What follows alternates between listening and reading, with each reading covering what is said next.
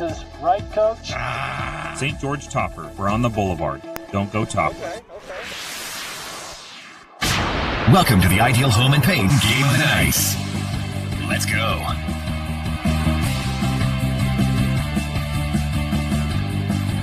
Hills High School, home of the Thunder. Welcome into your Ideal Home and Paint Game of the Week. ESPN 97.7, Andy Thompson and myself, Rustin Burnside, absolutely stoked to, get you locked in, loaded up, and bring you some Region 9 action. And not any Region 9 action, AT. This, of course, the Desert Hills Thunder, the Crimson Cliffs Mustangs. Crimson hasn't been around for more than 10 years. In fact, a couple years less than that. And yet the rivalry that we see between these two squads has elevated more so than almost any other rivalry in the state. Is that fair to say? Fantastic. Yeah, back-to-back state champs. Crimson got it last year. Desert Hills got it the year before against Crimson.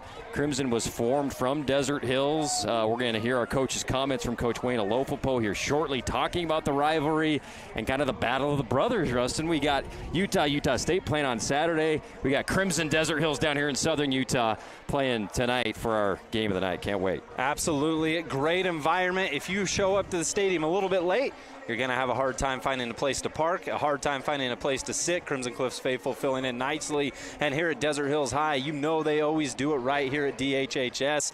Let's set the mood for you a little bit. 2-2 is the record for both of these squads as they stare across the sidelines from one another. And I know that doesn't seem like the most attractive record in the world. They've had their lumps in the preseason, and I think the coaches would tell you they prefer it like that. A little bit of controversy, a little bit of drama to try to lock in and figure out who you are and what you need to work on. Crimson Cliffs started 0-2, getting beat down by Morgan on the road, one of 3A's best. They lost to Bingham here at Crimson Cliffs High, and what was a tight ball game, but they learned a lot. They took that to Springville, got a 34-27 win, and now they're coming off their first region victory, 1-0 in region, as they took care of Cedar in that third and fourth quarter final there, 36-14. Whereas for Desert Hills, on the other hand, they started their year out with a little bit of controversy as well. 25-23 loss on the road in Vegas against a Good Faith Lutheran team. They got smacked by Lehigh here on their home field, the powerhouse in Utah. Then went to Centennial, had to overcome some things, ended up winning 43-32. And like Crimson, they're coming off their first region game, Pineview 35-14. And where the Thunder feel they have things turned around. And AT right here on our Bucks Ace Hardware pregame show, brought to you by our friends obviously at Bucks Ace Hardware. What's the role of controversy in this whole environment for both of these squads before we get into our coaches' comments and keys to the game? Yeah, well, you talked about the pre-region schedule both of them play. You look at Crimson Cliffs. They're about to play a real smash-mouth team in Desert Hills that likes to run the ball. Titan Mason's one of the best backs in the state. Well, they prep for that by playing Bingham, by playing Springville, two big smash-mouth teams. So they feel very prepared coming in against Desert Hills, whereas Desert Hills is kind of feeling the same way. And in fact, these two teams kind of mirror each other this year, where Crimson wants to run the ball 35 times with Christian Hansen. That wasn't the case the last couple years. Titan Mason wants to carry the ball 30 times a game. So they're kind of a similar approach offensively this year. Desert Hills returns a starting quarterback. You heard QBU talking about Garrett Grondell this week on ESPN 97.7. He's dangerous with his feet. He's dangerous with his arm. And then on the other side, Ryder Sherritt, first-year starting quarterback. Yeah. Probably had his best game of the year last week, Rustin, against Cedar, threw 4 touchdowns against the Reds and got the win in region. So a lot to be excited about for both of these teams currently 1-0 in region play. Let's go to our coaches' comments, Rustin, brought to you by Timeless Awards Company, engraving awards, plaques, trophies, and everything else. Go to timelessawardsco.com. We got Coach Wayne Alofopo talking about the rivalry. Yeah, absolutely. I mean, this is essentially our natural-born rivals, just because the majority of Crimson's student body is formed from Desert Hills' old boundaries, and so yeah, it's always a great game for us for that regard. But but there's a lot of love and respect between the coaching staffs. But no doubt we want to go out there and compete against our rivals. This is a well put together team this year with obviously Titan Mason and Grondell leading the charge, and they got a big O-line that's no doubt the biggest O-line in all of the region, big and physical. And so we got our hands full this week.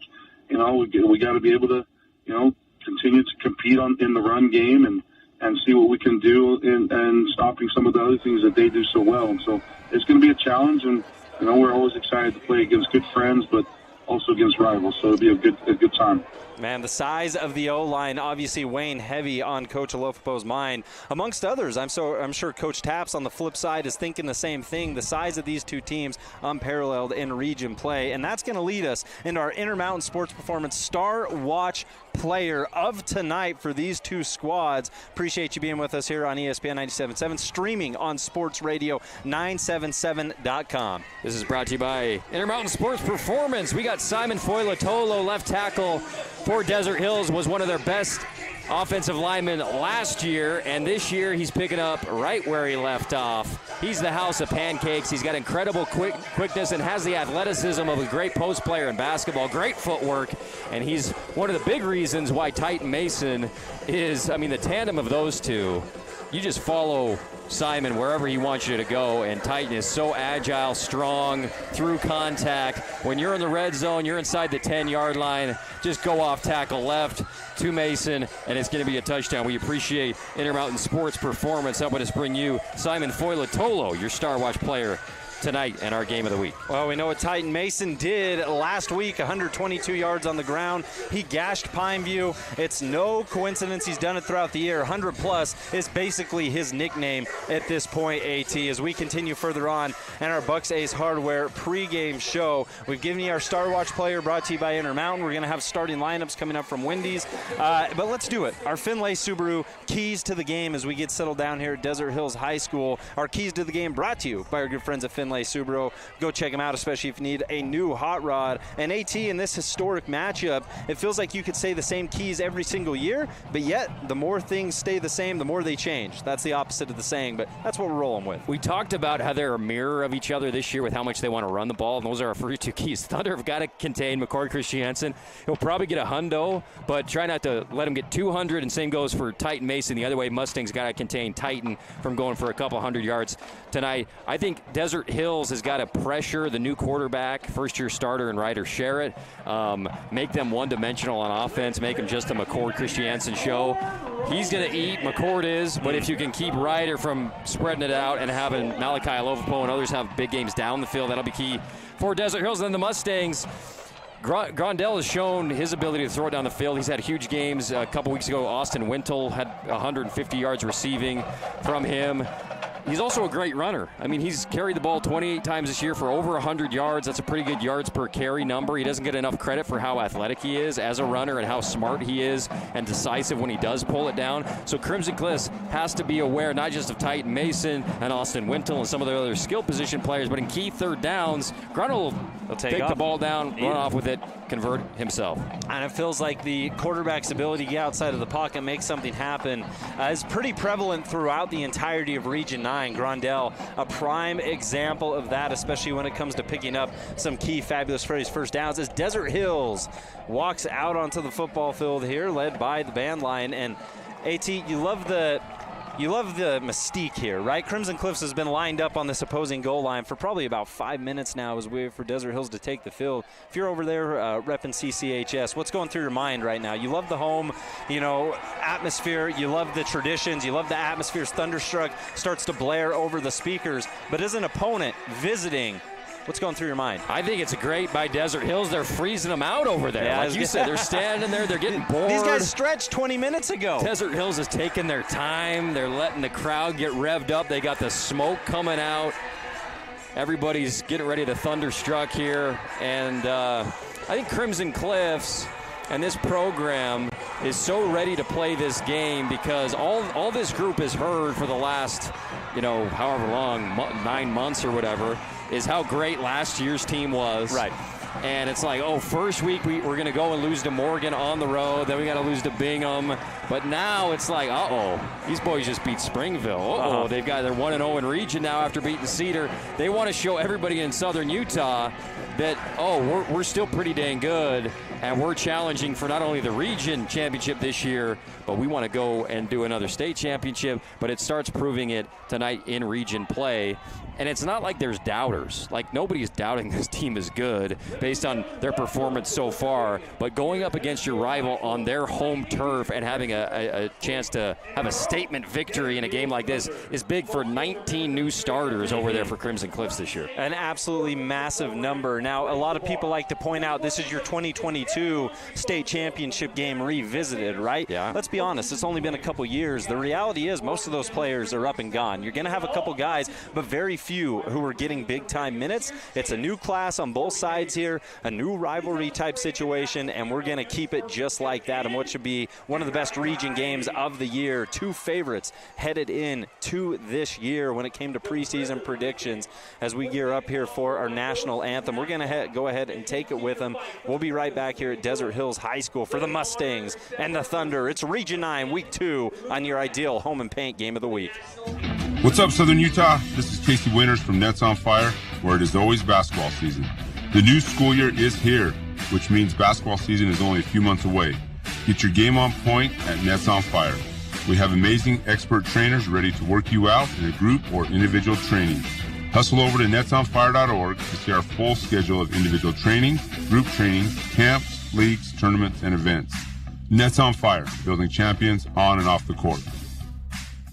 Hey neighbor, great day to be at the reservoir, huh? What are you doing now, Phil? Getting ready to go for a bit of a swim here. Why are you backing your truck into the lake? Don't worry, I'll roll up the window before I go under. That's not a submarine, Phil. See the camper shell from St. George Topper there on the back? That's a top quality Lear shell. Waterproof. I figure I can take my fishing game to the next level. The deep level.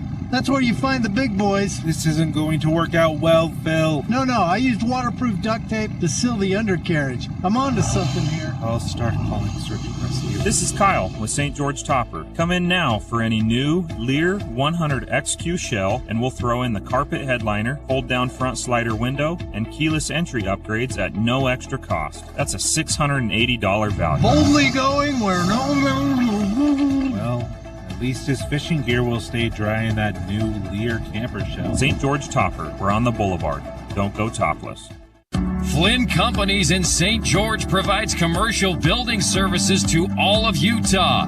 They bring your vision for the building to life without compromise. Flynn's customers have come to expect innovative solutions backed by unparalleled technical expertise and a disciplined approach to project building. Flynn Companies is a proud booster of the Southern Utah community and has literally helped to build it. Visit flynncompanies.com today. Basketball athletes, now's the time to start your preseason speed, power, and vertical jump training program at Intermountain Sports Performance and Nets on Fire. Our all-new velocity-based training program will get you results faster than ever before. Call us at 435-251-2299 to schedule a free training trial and get started today. Welcome back to the action, brought to you in part by Ideal Home and Paint.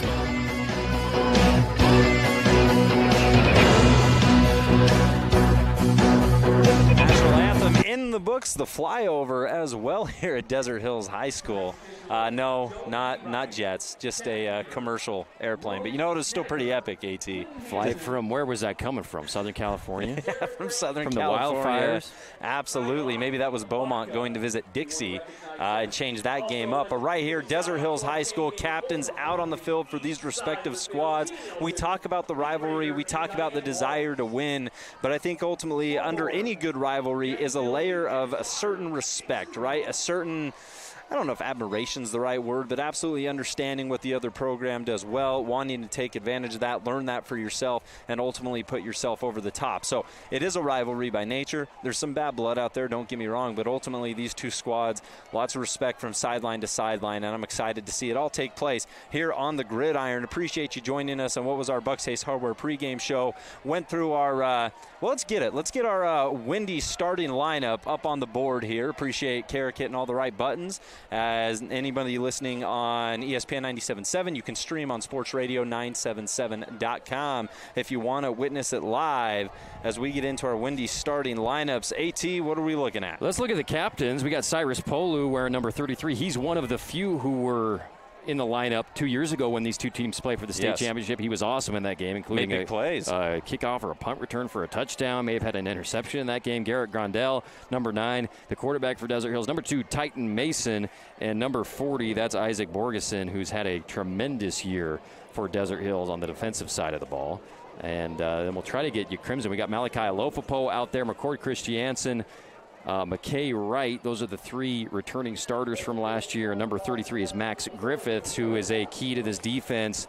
One of the Griffiths in a long last few years, they've had a Griffiths at linebacker, and he's been great for them this year as well. I appreciate Wendy's bringing you the starting lineups all year long. And if you're going anywhere else during lunchtime, shame on you. If you're going anywhere else during breakfast time, also shame on you. Wendy's has got it figured out there.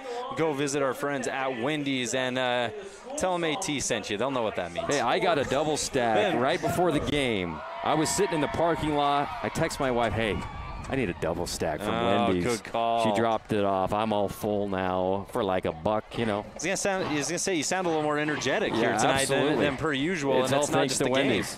Absolutely. And AT, let's talk just for a second about this Mustang defense too. You mentioned Max Griffiths as we went through our starting lineup.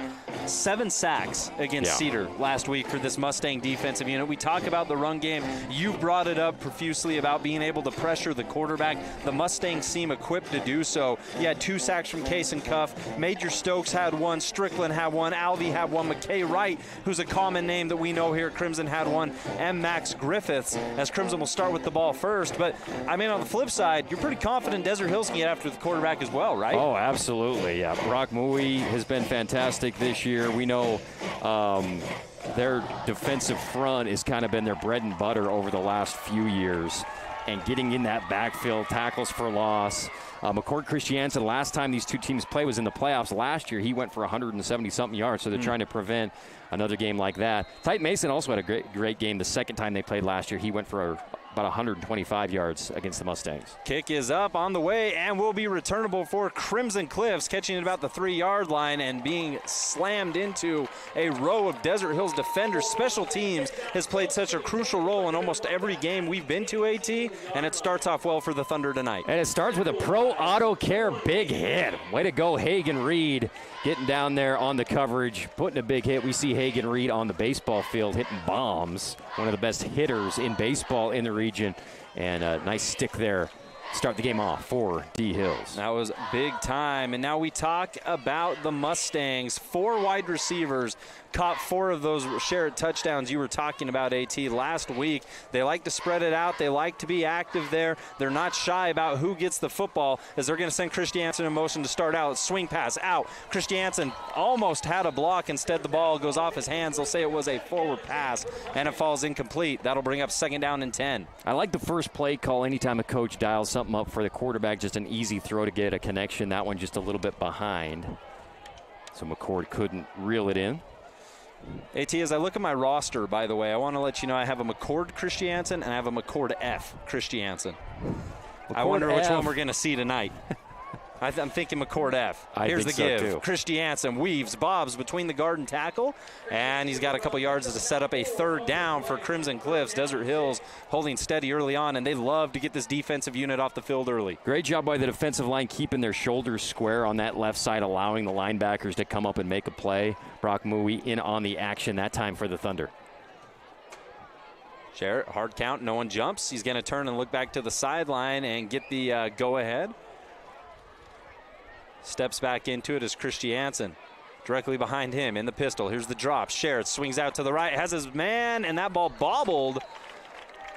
Could not tell if he ended up coming down with that. I don't believe he did. It was intended for Maddox Alofopo on an out route right at the sticks. Ball was delivered right into his lap, but it was really well contested by Desert Hills. And the ball was broken out of there. So nice job defensively in the first possession. Being physical, stopping the run. A really well drawn up play on the second throw, but 2 out of the 3 plays were throws and just couldn't connect on either of them. Lofopo, of course, one of the premier wide receivers for this Crimson Cliffs team. We've seen what he's done all year long. As the Mustangs, it's 3 plays, 4 yards, and a punt, 3 and out. Desert Hills now looking to make something happen. It's Sai Polu. Polu with the juke, gets around the corner, flag flies late. Polu spins back inside. He's still on his feet, and he's past the 30. Down at about the 28-27, and we do have the flag. It's going to end up biting Desert Hills in the back. They've got the flag. Polu was running, would not go down. The ball popped out, and Crimson Cliffs got on the ball. And Desert Hills might be saying, why wasn't there a whistle? Was his forward progress stopped? I don't think it was. I think he was still moving forward, even though there were 7 guys trying to drag him down. He had the ball high. It popped out, and the White Hat signaled Crimson Cliffs ball. Looks like they'll have it right about the 26, 27-yard line. Yeah, and I mean, it doesn't even matter. The penalty declined, holding obviously due to the fumble. And AT, I mean, you get a great stop. You get the ball back. You end up trying to do a little extra on the return, which, well, that's what Sai Polu does, right? He makes plays. Yeah. He's not somebody who's simply just going to go down. And Desert Hills' argument for forward progress, it's understandable, but excellent effort from that special teams. We talk about how important it is. Here's the give on the sweep and breaking out of 1-2 tackles and getting a gain there for about a yard or 2. That was an impressive move by Jackson Holt, and what was supposed to be a loss. Yeah, excellent job. He avoided 2 tackles that would have been TFLs, like you said, lowered his shoulder, dove forward, and got a few yards. I like them mixing up, trying to get it to the edge on those jet sweeps, but great job by the spill linebacker of Desert Hills to turn him back in. Great job by Holt to make a positive play out of it. We got 2 wide receivers. And up on the left, no one outright. As Scherer takes the snap, rolls out. No, it's going to go to Christiansen. Christiansen works that far sideline and tumbles forward for a great pickup. AT, was that a direct snap to McCord there? Because it didn't look like Scherer ever had the ball for a moment. Man, that's not a bad idea to just direct it to McCord Christiansen, get an extra blocker. Bo Meredith has done a good job penetrating. He's a great linebacker, one of their leading tacklers. Just couldn't get his arms on McCord that time. And they try it again. It goes off Christiansen. Ball is on the turf. Inside, trying to fight for Desert Hills. It's Christiansen down low. He was tangled up right there with Isaac Borgeson. They're going to give it back to the Mustangs, but it was another direct snap like we witnessed before as Christiansen jumped in front of Sherritt, and it bounces off his left shoulder pad. I love the design. It had worked once, just not that time. That's good. I'm glad to see that, though, because I thought I was going crazy for a second. This one goes to Sherritt. He'll give to Christiansen on 2nd down. Steps back, cuts back to the left to pick up an extra yard, and that's going to bring up 3rd down here for Crimson Cliffs, 3rd and a ways. Nice job by that left side once again. Riker May in on the tackle for the Thunder. He's a killer. And they'll sub in their 3rd down and long package here, bring some big guys off the field, and we'll see if they can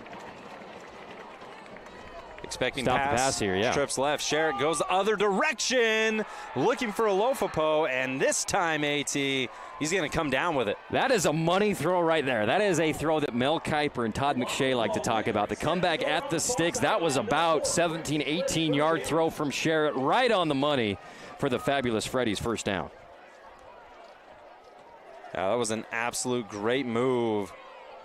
As another give it to your workhorse, Christiansen.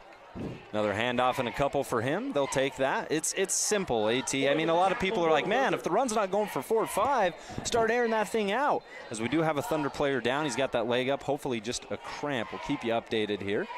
But they'll take 2-3 yards every handoff, no doubt. Yeah, we saw a lot of cramps last week we're hoping that's what it is he's kind of holding his leg area. Hopefully they can just stretch him out. Yeah, let's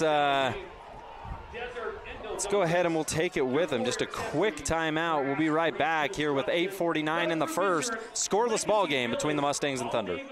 InfoWest, the Internet people, are proud to be your local Internet provider. Being local means supporting our community. As InfoWest celebrates 30 years of business, we want to introduce you to one of our friends. Hi, I'm Kylie Field from the Women's Business Center of Utah, and I'm excited to invite you to our 6th annual Exploring Possibilities Conference. Join us on September 5th from 4 to 8 p.m. at the Courtyard by Marriott in Cedar City.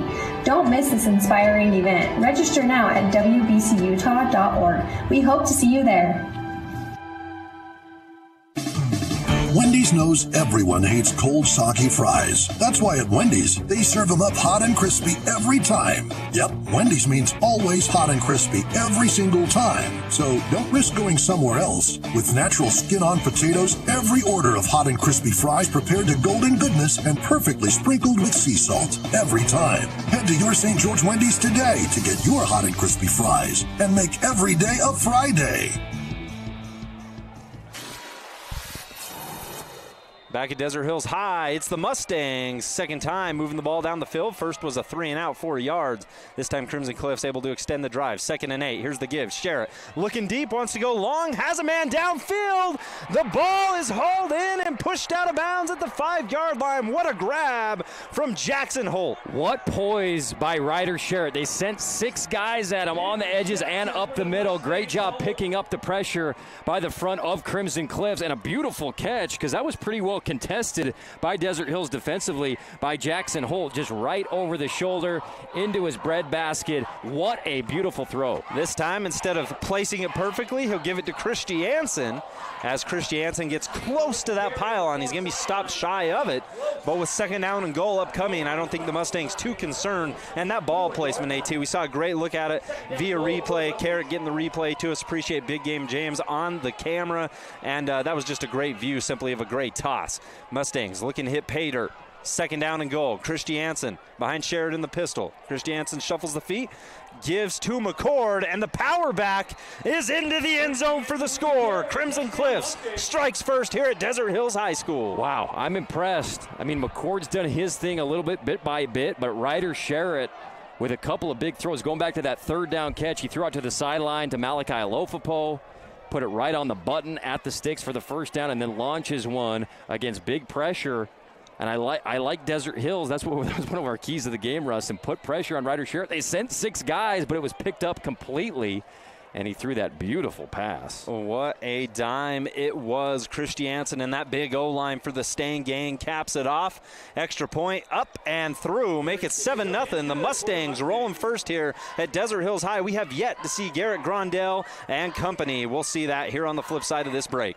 Hi, it's Tyler with We Win Injury Law. People usually call us when they're involved in a vehicle accident, but there are so many other areas we specialize in. Long story short, if you've been injured, we can help. Maybe you've experienced medical malpractice, or a loved one has suffered nursing home abuse, or even a wrongful death. If so, call us today. You need an experienced injury lawyer who knows how to fight insurance companies. Unlike most lawyers, we are not scared to go to trial to fight for what you deserve. Call us today at 435-688-9558 for your free consultation, or visit us at WeWinInjuryLaw.com. See Hearst first and get more done this season with Ace's Red Hot Buys. Save $30 on Craftsman brushless toolkits and get a free high-powered battery with select Milwaukee and DeWalt tools. Find Craftsman and DeWalt hand tools just $14.99 each. Hearst is your canning headquarters with everything you need to get the pantry stocked. Save $2 instantly on ball canning jars. Hearst General Store Ace Hardware, conveniently located in the heart of downtown Cedar City and St. George. Ace is the place with the helpful hardware, folks.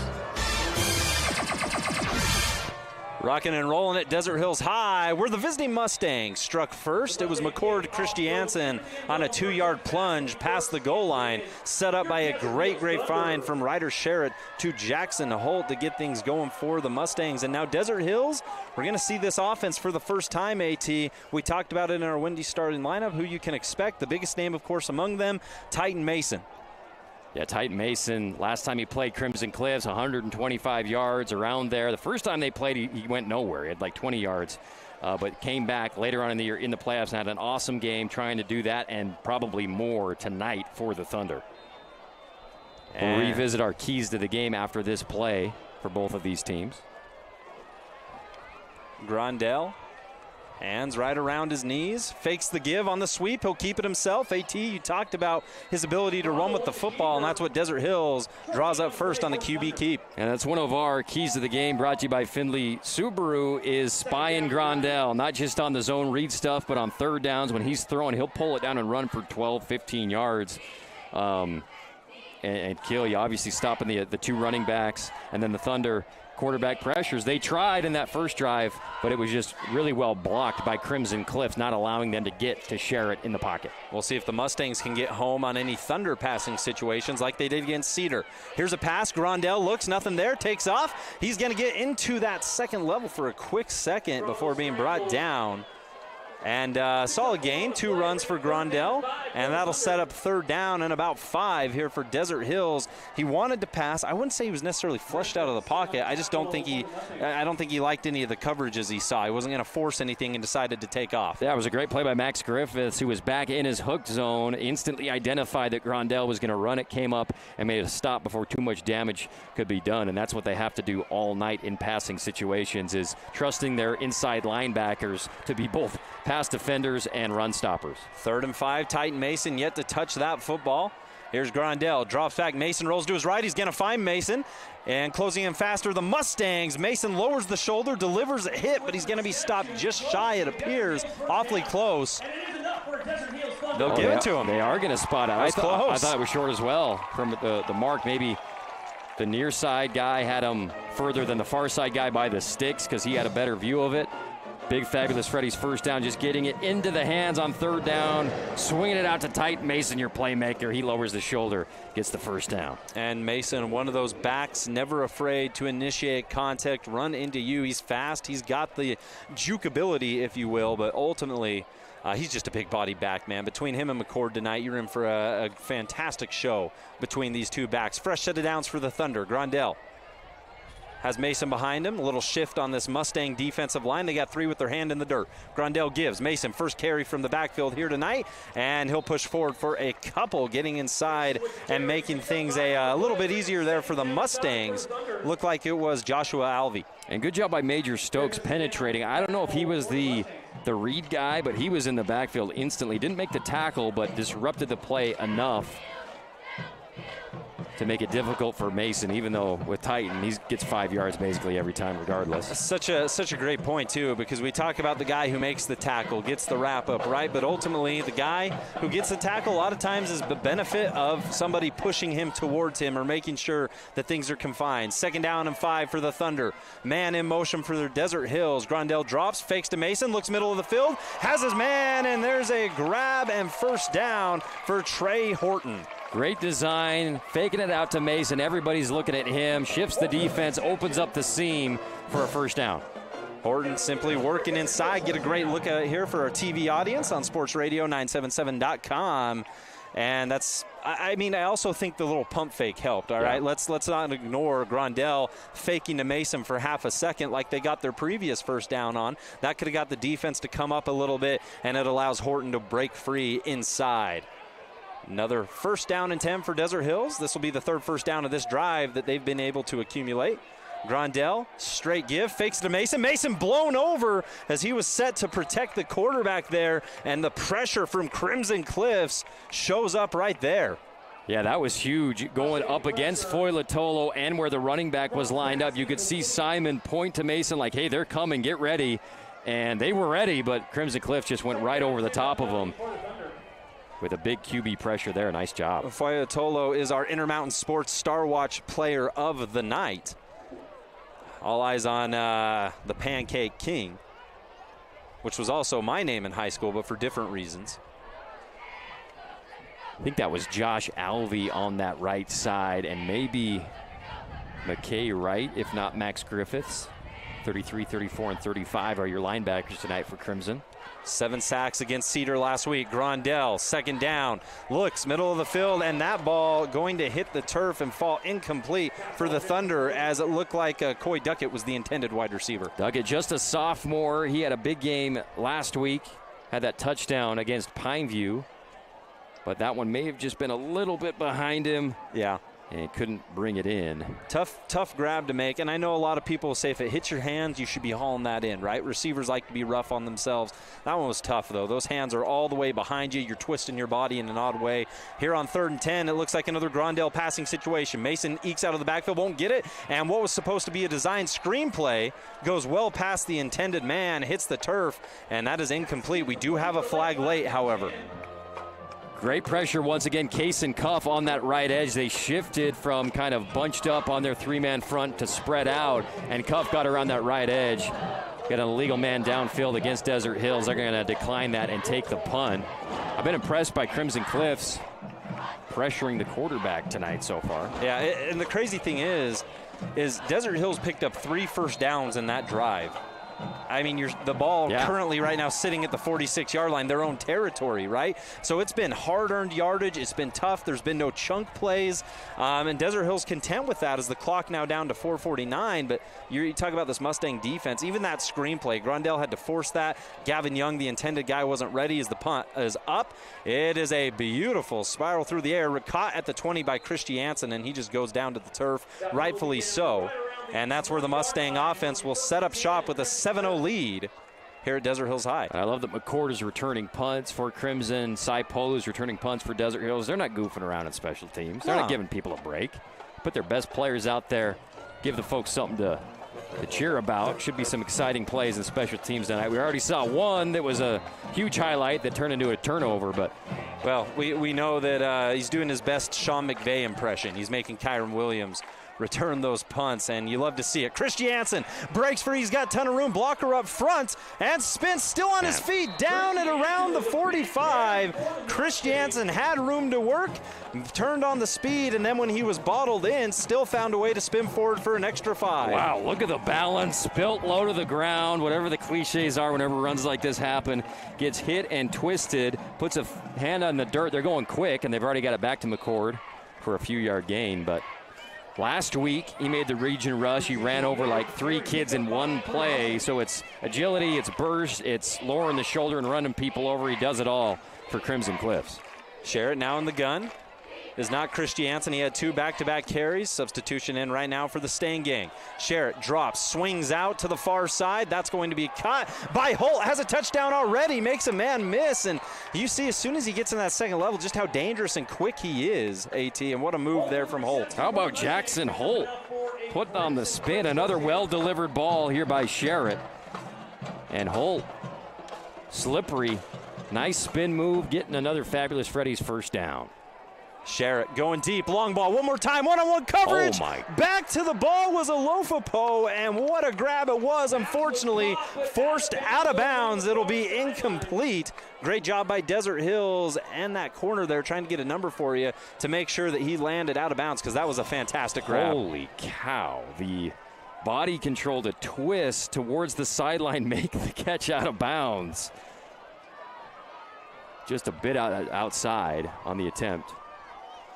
Here's the give. Sheds one tackler, continues to push forward, and moves a couple bodies in that effort. Big-time run from Van Daly, who is spelling McCord Christiansen here for a hot second. That is his 3rd consecutive snap on the field, and he'll remain on for another on what is a 3rd down and short. Yeah, Daly just a sophomore, but he has done an excellent job in his chances so far this year. Back to Daly, gets the give, and that offensive line creates daylight. AT, you can be a very talented running back, but you know what helps most? When your line's able to get a hole like that, which they did earlier on the very first play at the 20 that sprung Christiansen for a big-time gain. Doing a terrific job.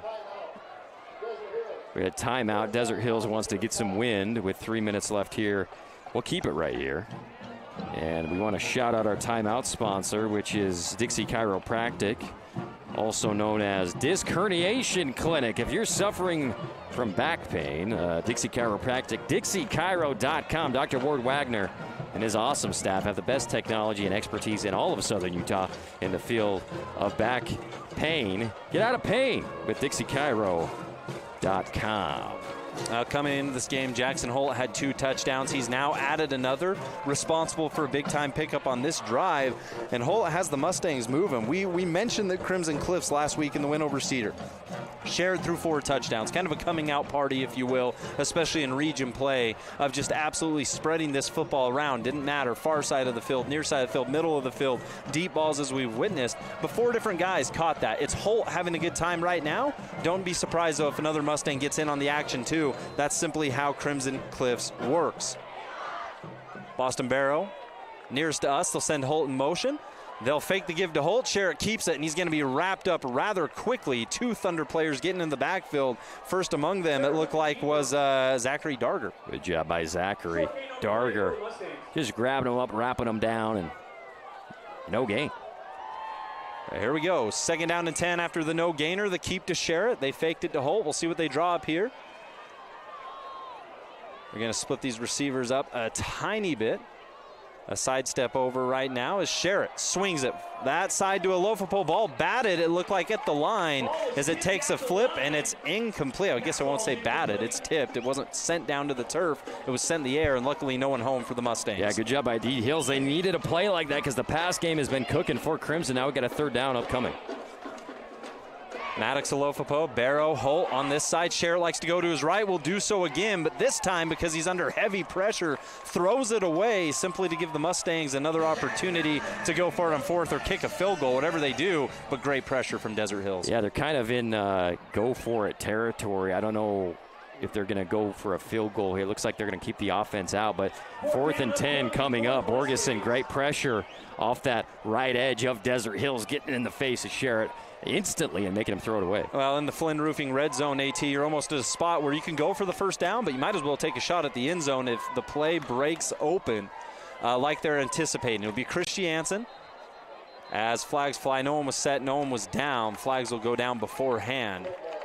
And Coach Stokes over there wanted to call a timeout, but it was too late before the procedure penalty. He couldn't get the timeout, so they'll back up 5 more yards.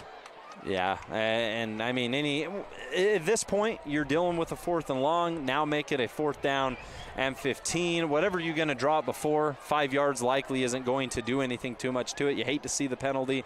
You never applaud a penalty, but ultimately the Mustangs probably unbothered by what they were hoping to do here. Desert Hills defense looking to make a stand. Sherrod in the gun, fakes to Christiansen. Under heavy pressure, has to force one up into double coverage. It's intercepted. Desert Hills has it down right around the tee in the end zone with an excellent grab. I think that was Cummings, AT, who came down with the football. Awesome job defensively. 4th and long. You send heat off the left edge. It was Brock Mui who got in there and hit Sherrod as he was throwing the ball and set up an easy interception in the end zone. Biggest play of the night for Desert Hills. It's Anja Cummings who comes down with that football, and the Thunder prevent Crimson Cliffs from adding another one. It's still 7-0 here at Desert Hills High with 2:22 in the first, and that is a twofold opportunity for the Thunder defense. You hit it on the head. The pressure on Sherrod. He's forced to make that pass. It's 4th and forever. You got to try something. The issue is the Thunder read it about as beautifully as you could. Cummings with the pick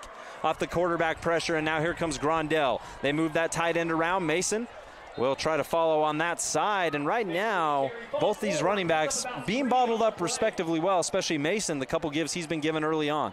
Good job by Case and Cuff crashing down the line of scrimmage from his defensive end position. They sent heat again off the right edge with the linebacker. That helps protect the edge, but also you got the DN crashing down, so there's really nowhere for Mason to go. Been impressed with Crimson's ability to at least contain Mason through about a quarter here. And we've seen, this is Desert Hill's 2nd offensive possession as we near the end of the first quarter. They have had a fumble on a punt return that ended up giving it back to the Mustangs. Grondell shakes, bakes, did a nice little move there to send an incoming defender off guard to pick up about 3 more yards. And AT, you brought it up in the pregame. Grondell very capable of picking up 1st downs as he does there. Yeah, sometimes he might leave a little too soon on pass plays, but when he sees an opening, he goes for it, and he got the 1st down, so you credit him for having the vision to see big daylight and getting the fabulous Freddie's 1st down there for the Thunder. Grondell pistol. Mason behind him. Mason wearing those Seahawk green gloves.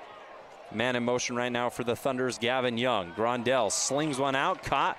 Grab is made, and trying to move forward was the big-bodied receiver before being slung down to the turf.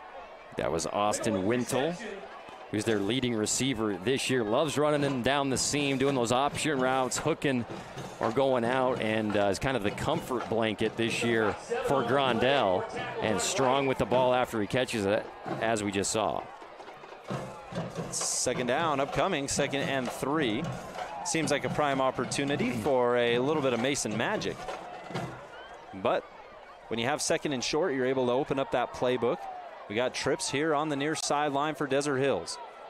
Hands extended, Grondell, Crimson Cliff showing pressure. They'll bring one extra man for a rush. Grondell has time, middle of the field, caught by Young right at the first down marker. And it is a big time pickup there for Desert Hills. Another first down. First downs this year brought to you by our friends at Fabulous Freddy's. Fuel it up, wash it down, and Desert Hills has, they have a handful of first downs to their resume right now, AT. The issue is they simply don't have a score. That's going to bring us to the end of the first quarter. Desert Hills moving the football. Haven't gotten to Crimson territory yet, but the way they're moving it, it seems like they'll get there here soon. We'll take the break with them. Mustangs 7, Desert Hills 0 on your ideal home and paint game of the week. What's up, Southern Utah? This is Casey Winters from Nets on Fire, where it is always basketball season. The new school year is here, which means basketball season is only a few months away. Get your game on point at Nets on Fire. We have amazing expert trainers ready to work you out in a group or individual training. Hustle over to netsonfire.org to see our full schedule of individual training, group training, camps, leagues, tournaments, and events. Nets on Fire, building champions on and off the court. I've said it before and I'll continue to say it. Lighting is the jewelry for the home. Here at Wilkinson's House of Lighting, we go to every effort to find the latest and greatest new ideas and styles in decorative lighting. You may find it interesting, but we really do get excited about great lighting. We've recently returned home from the latest lighting trade show, where we found a number of exciting pieces. Those items have been arriving, and the showroom is filling up with fantastic new ideas that will make the statements you've been searching for. Come on in and get excited about lighting with us and see what's new. Wilkinson's, 88 East, 1160 South. Back here at Desert Hills High School, home of the Thunder, and it's the home team who's trying to get the ball into Crimson Cliffs territory for the first time tonight. It's 7-0, Mustangs on top. Desert Hills working now due to a stop. Cummings had the interception a little bit ago. The fake to Mason. Grondell rolling out under heavy pressure. Still finds his man, and Wintle's going to be popped in the back as he tries to move forward. Great job by Grondell. They sent that double blitz again on the left side. One crashes, one goes and contains. And Grondell was able to get around the pressure and deliver to his favorite target, Austin Wintle, for another great game. Well, we've been able to see Grondell, AT, at the varsity level for a little while now, and this year is another sign of a step of progress, right? It just simply in being able to be calm, cool, collected. The Mustangs send a little bit of heat. You're in a one-on-one situation. Doesn't phase you. You know you're going to have Wintle breaking free there for a hot second. You wait for it to pop open, and you pick up 9 yards. 2nd down and 1. Wintle in motion. Grondell in the pistol, gives to Mason. Mason straight through, first down and more as he tries to work forward, down at about the 45-yard line. Into Crimson territory, go the Thunder. And Desert Hills now another first down. I think this is their 6th first down of this ball game. They continue to pick them up.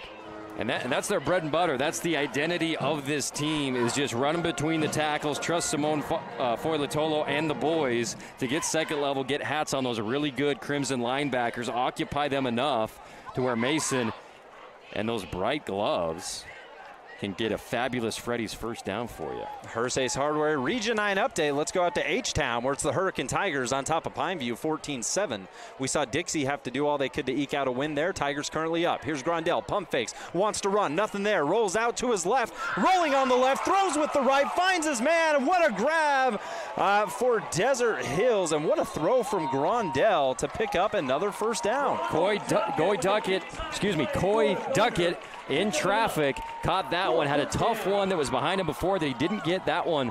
Nice delivered ball. Been impressed with both of these quarterbacks' throws so far in this game. Kind of a double drag concept. Coy came open late and got the bullet pass right on the mitts. for another first down for Desert Hills. Duckett's been targeted a couple times tonight. Had that drop earlier that was just behind him. Let's simply put that as it was. It was a tough ball to haul in. That time right on the money and a tough throw to make. Grondell rolling to his left, throwing with his right. On TV, you watch stuff like that and you're like, oh, that's not too bad. It is when you try it and when your body has to twist in the way that it did. Fresh set of downs for the Thunder. Ball at the 30-yard line. Man in motion for Desert Hills is Horton, and the play won't ever have an opportunity to move forward, as I believe we have a timeout on the field.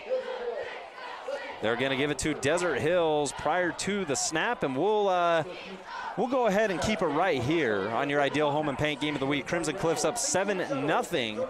The Mustangs, they struck first. They had a 3-and-out, got the ball back after the fumble, ended up scoring off of that due to Sherritt just throwing an absolute dime to Jackson Holt. Chris Jansen punched it in from there. But ever since then, though, it's been kind of what we've expected, a slower pace, a couple first downs here and there. The defense gets some pressure now and then. But this is kind of what you had in mind when you came in tonight, right? Absolutely, and we appreciate all of our sponsors helping us bring you the action tonight, including Pro Auto Care in Washington, Utah. If you've been in a big hit, call Pro Auto Care at 435-229-1033. Also appreciate Appliance Wholesalers Plus. It's easier than you think to buy direct and save it. AWP, the number one playmakers in the appliance business. Stay tuned for the post-game show. We'll name our AWP playmaker of the game, and I'll run down there with that chain and put it on one of these kids. And right now it's anybody's chain. Anybody who wants to.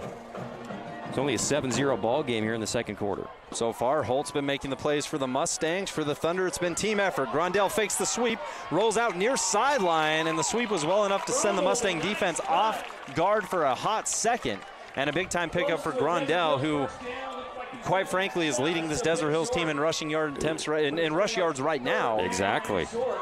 Which is a byproduct of the game plan. So what they need, you got all eyes of the defense on Titan Mason. You need Grondell not only on the pulling it down and running on passes, but on the design stuff where he can keep it on zone reads.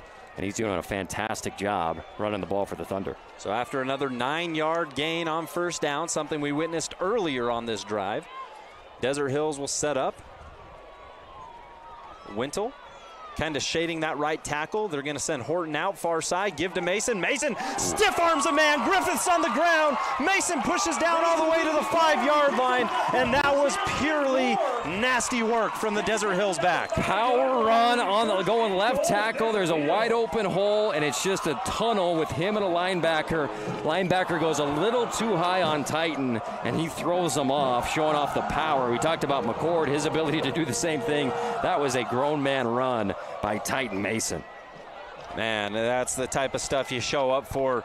Both these backs capable of such good things, and Mason breaking free there.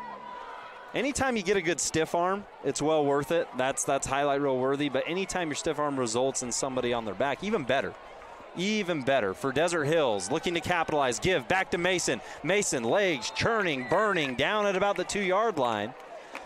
And that'll make it second down and goal for Desert Hills. And that was another marquee matchup, linebacker versus running back. That time McKay Wright coming in through the A-gap and getting to the legs of Mason, which is the smart way to try to take him down. We do have a player down.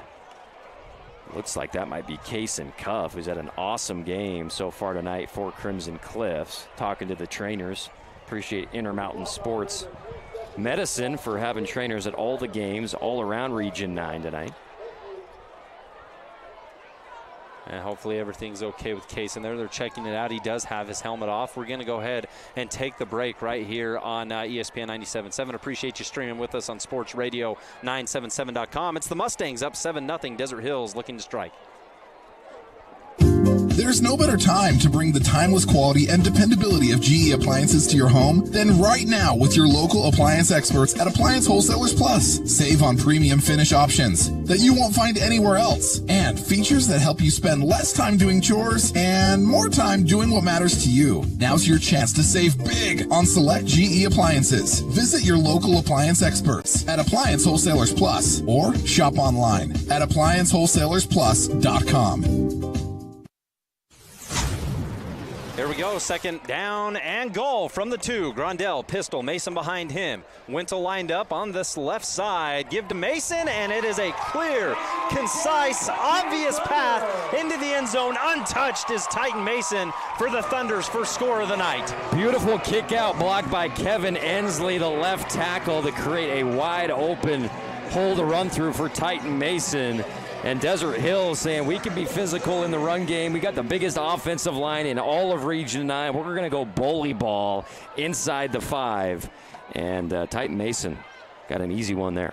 Now, Desert Hills, if you were to give this team a test of what play they should run, anytime that they're within the 5-yard line and you give them about 5 different options, there's no other option. Everybody's just going to circle option number A, and that's give it to Mason. Let him go to work. Doesn't matter what goal line set you're in.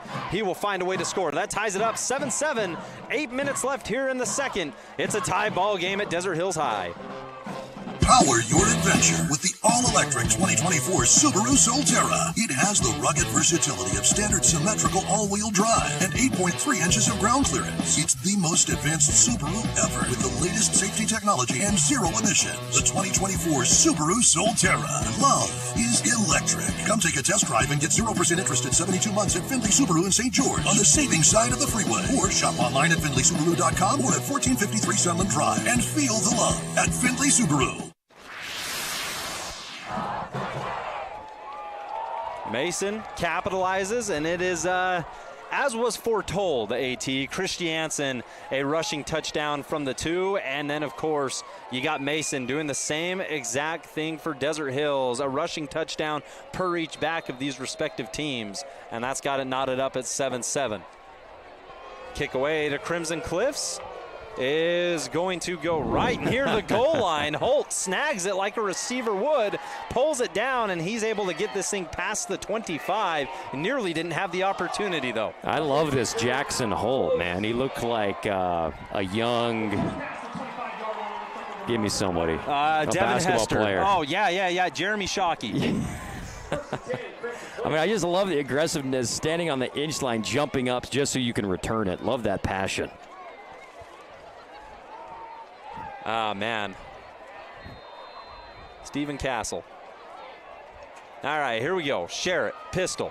Christiansen behind him and gets the ball, kicks out, far side, makes a man miss, runs into a blocker, and he's got a first down +5 for McCord to Christiansen. We talk about him about a power back, right? The ability to make you simply end up on your back with a nice stiff arm or a truck stick, but there, patient running. Yeah, great job. And they went at his legs, too, and they couldn't get him down.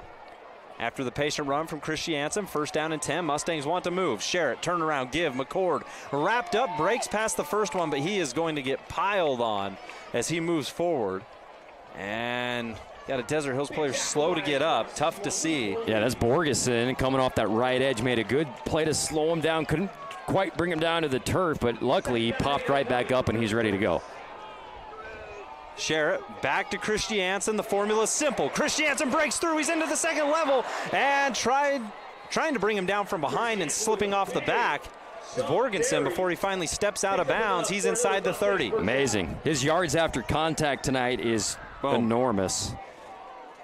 And they're hitting him on the thigh pads. I mean, they're not trying to tackle him high either, and he's just running through them. I mean, they certainly practice this. As the give all the way into the end zone from the 30 for the score is Van Daly. The change of pace back for Crimson Cliffs gets the carry. Desert Hills thought that they could breathe a little bit with Christiansen off the field. 4 straight run plays results in a 30-yard touchdown run. What a luxury that is for Crimson Cliffs to have McCord. You wear him out for a few runs and then to bring in Van Daly. And he's got that burst. We've seen it a couple different times this year where he's had huge touchdown runs. And that was one of them right up the middle. Great blocking by Crimson Cliffs. They might not have the size that Desert Hills does this year on that offensive line, and they're all young, but they're doing an awesome job, led by their center, Easton Webster.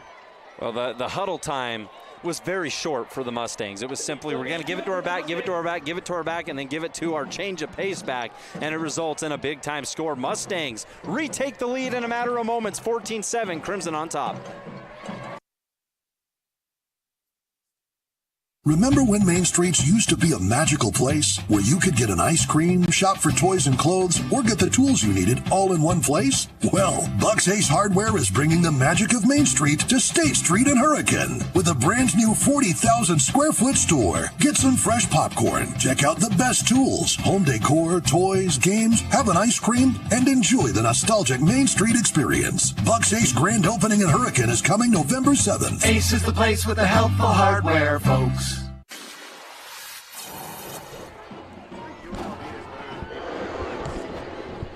Van Daly.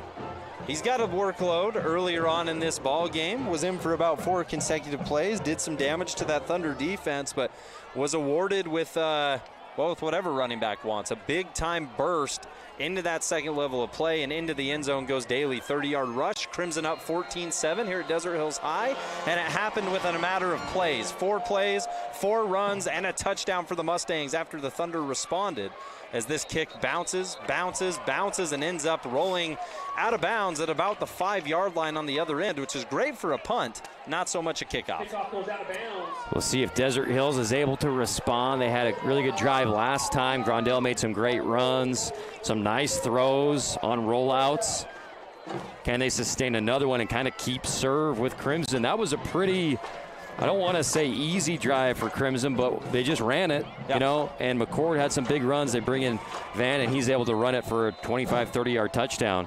So and nothing's ever easy against that Thunder defense, but it was 100% concise. They knew exactly what they were doing, never gave Desert Hills a chance to set, breathe, just simply get into things.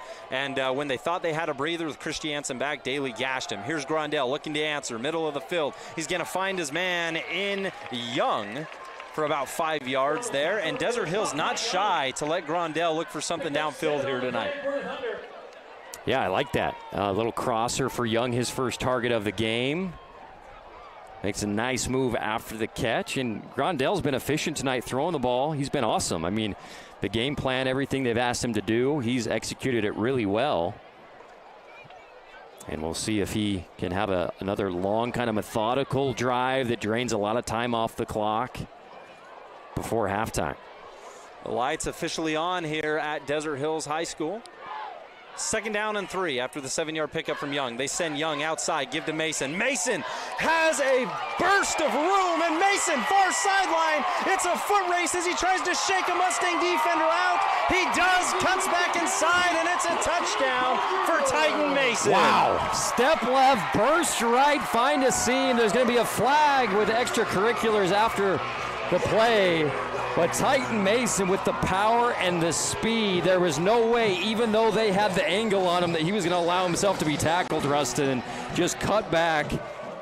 And we'll see it on the replay here for our TV audience. Awesome blocking by Desert Hills. They had hats on all the linebackers on that right side, cut back by Titan, and nobody's going to bring that kid down. I think even when Austin Benson approached him one-on-one, and he had that cut back inside that sent Benson to the turf, fair to say, based on a replay, I don't think Mason was touched one time.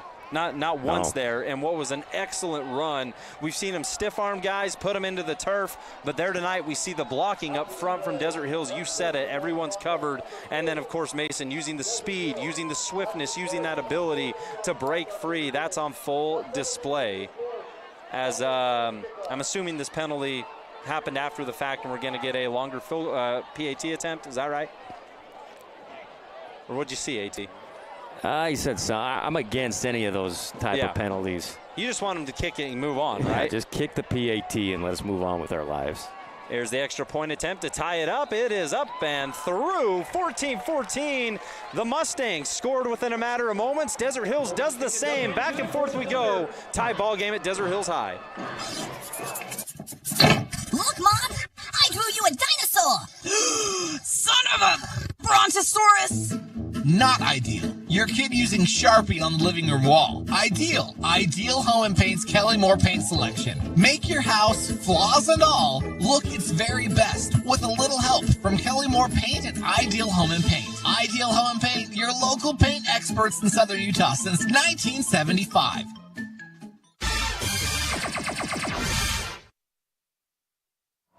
Titan Mason, electric as they come.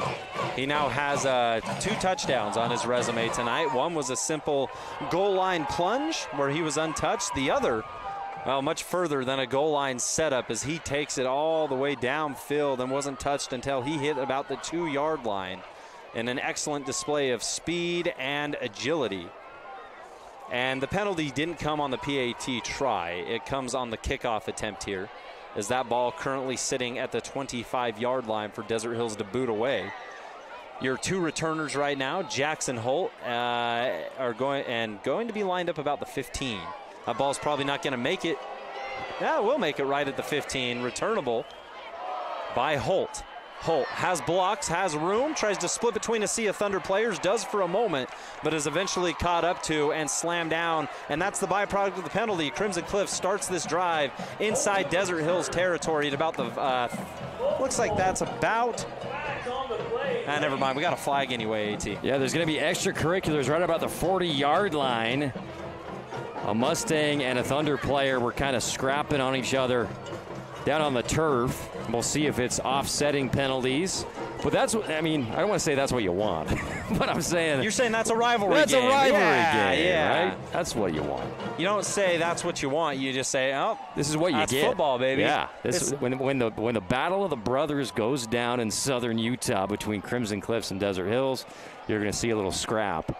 And, by the way, we kind of built this as the McCord versus Titan show, and how that's going pretty good so far, right? Absolutely. It's like Tecmo Bowl, Bo Jackson and Walter so far here in the first half, watching these 2 guys run the football.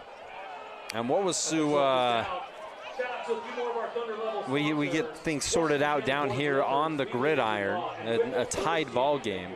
Christiansen got the ball 3 straight times. The last time Crimson Cliffs was marching down the field, then they gave it to Van Daly. He broke free for the score. As the official has the football, he's going to move it forward. So what was going to originally start on the Desert Hills 49 for the Mustangs, already great field position, is now actually going to be set officially. AT, where'd they put that football? It's going to be 30 yards. Okay, he's inside the 20. Let's just set it up in the Flynn Roofing red zone. How about that? I thought he said they're going to execute both of them, or maybe it's just one. Where did he end up? I didn't see. I thought he said there was... Yeah, he was at the 49, right? Now we're down. Oh, okay, so they did. They gave him both of them. Both of them right there. Inside the red zone is where Crimson Cliff starts this drive in a tied ball game. I think you settle for that. They send Alofapo in motion. Ball on the ground. Shara has to dive on top of it after a bobbled snap, and that'll help. That'll kick the Mustangs out of the red zone. And for Desert Hills, that's basically 3 unsportsmanlike penalties in a row, because you had one on the touchdown that made you kick it off from further back. So it's basically a 45-yard penalty that all stack up and give your opponent the ball near the red zone. And it comes down to keeping a cool head, right? I know you got your headphones in. I know you're getting pumped up. I know it's a rivalry. I know the emotions are high. As another low sap, Shara picks it up at his shoelaces, fires anyway, and that ball had an opportunity to be hauled in by both the secondary player for Desert Hills and Alofapo. Instead, it's broken up. Great play over the top for Desert Hills, brings up 3rd and long. Zachary Darger attacked that ball like a hawk. I mean, I thought they had a beat on him, the receiver, and he comes from behind, jumps up, doesn't PI, knocks the ball away. Huge play for Desert Hills. Watch this 3rd down. 2 low snaps, nearly lost one. This one's going to go to the left to Sherry. He gives to Christiansen, and that is bottled up immediately. Desert Hills defensive front breaks free. Christiansen has nowhere to go. What a stop for Desert Hills, the big fella. Is that Tafua in there? He was there. You had a couple Desert Hills players simply get up and make something happen. And when you see Christiansen at the line, that's cool enough. I thought I saw Luke Bawley in there as well. Great. To bring him down is another story, though, and they had no issue there. 4th down and 15. No gain on the last play. Shara under pressure, fires one out sideline, and it's broken up. Incomplete. Desert Hills secondary steals the show here. When Crimson Cliffs got the football in the red zone, they don't capitalize. They don't score. It stays tied, and the Thunder offense back out. It was a well-timed route, a comeback for a 1st down at the sideline. The receiver just turned around a little bit late. for the well-thrown ball there by Sherritt, but Desert Hills, after 3 huge mistakes on unsportsmanlike calls, man, making a stop, right? I mean, gift wrapped, right, is the best terminology that you could use there. Simply in getting, you start the drive on the 19-yard line of your opponent. That is basically unheard of in standard regulation football. Grondell swings one out as Desert Hills now looks to go the other direction. That one's hauled in, AT, trying to get a number there for you. I think it might have been Horton. I think it is Trey Horton with another, I think his second catch tonight. 2nd and 6 for Desert Hills on the way. Clock at 4:23. It's continuing to move in this 14-14 ball game as the Thunder break the huddle. And that's the type of defensive stand that your secondary and defensive line just made that gives the offense a little bit of life. They're feeling good about that. They were left for dead for a quick moment. They're back on the rise. Pressure comes. It's a screen play set up for Mason. Well, I don't even know if I'll call it a screen. That might have simply just been a safety option. If the pressure came, it did quickly. They dump it off, and Mason makes his 3rd manageable. I wouldn't be surprised if they went to him again, maybe just on a swing pass to the field side instead of going towards the short side of the field. And I know AT. But the way Grondell's been throwing, I mean, let him throw it down the middle to whoever's open. I mean, he's found a number of guys tonight spreading the wealth around. And the middle's worked for Desert Hills, getting these guys on the side, whether it's Horton, Young. It's going to be 3rd down and 5 after the 1-yard pickup for Mason. Could have been a loss. He ends up getting him one. Flags fly. It's a screen to Young and blow it dead. It's never going to unfurl, as the officials will meet up here right at the 25-yard line. Yeah, they kind of had a tunnel screen set up to Gavin Young coming back from the slot position. And that's frustrating when a receiver gets a penalty lining up offsides. They'll drop him back 5 more yards. When you had your best play called for a 5-yard, we'll see what they got now with 10 yards. I think my guy in this situation is Austin Wintle, the tight end, down the seam. Of course, Crimson Cliffs knows that, so we'll see if anything comes open. We'll also see if Crimson just rushes 3 again, or if they want to bring some of their linebackers like they've done several times tonight. Currently showing 3 with their hands in the dirt. Grondell all alone in the backfield. Line shift. They're going to bring somebody up on that far side. They send 1, 2, 3, 4. Grondell has to escape. Gets a block. Rolling to his left. I don't think he's going to beat him on the corner. Tries to. Loses the ball. And it's going to flip out of bounds. He didn't have enough for the first. Nearly lost it and takes a massive hit for his efforts, AT. McKay Wright drilled him on the sideline, and it was clean. I mean, at least watching it in real time from the press box. That was a huge hit on Garrett Grondell. And the ball was kind of up in the air as he got hit. It's lucky for Desert Hills it went out of bounds before a Mustang player plucked it out of the air there. And Grondell, he's picked up first downs via his feet earlier tonight. Wasn't meant to be there. Mustangs got pressure and then realized that Grondell's next idea would be to try to get to that sideline and race for the first. They cover it beautifully.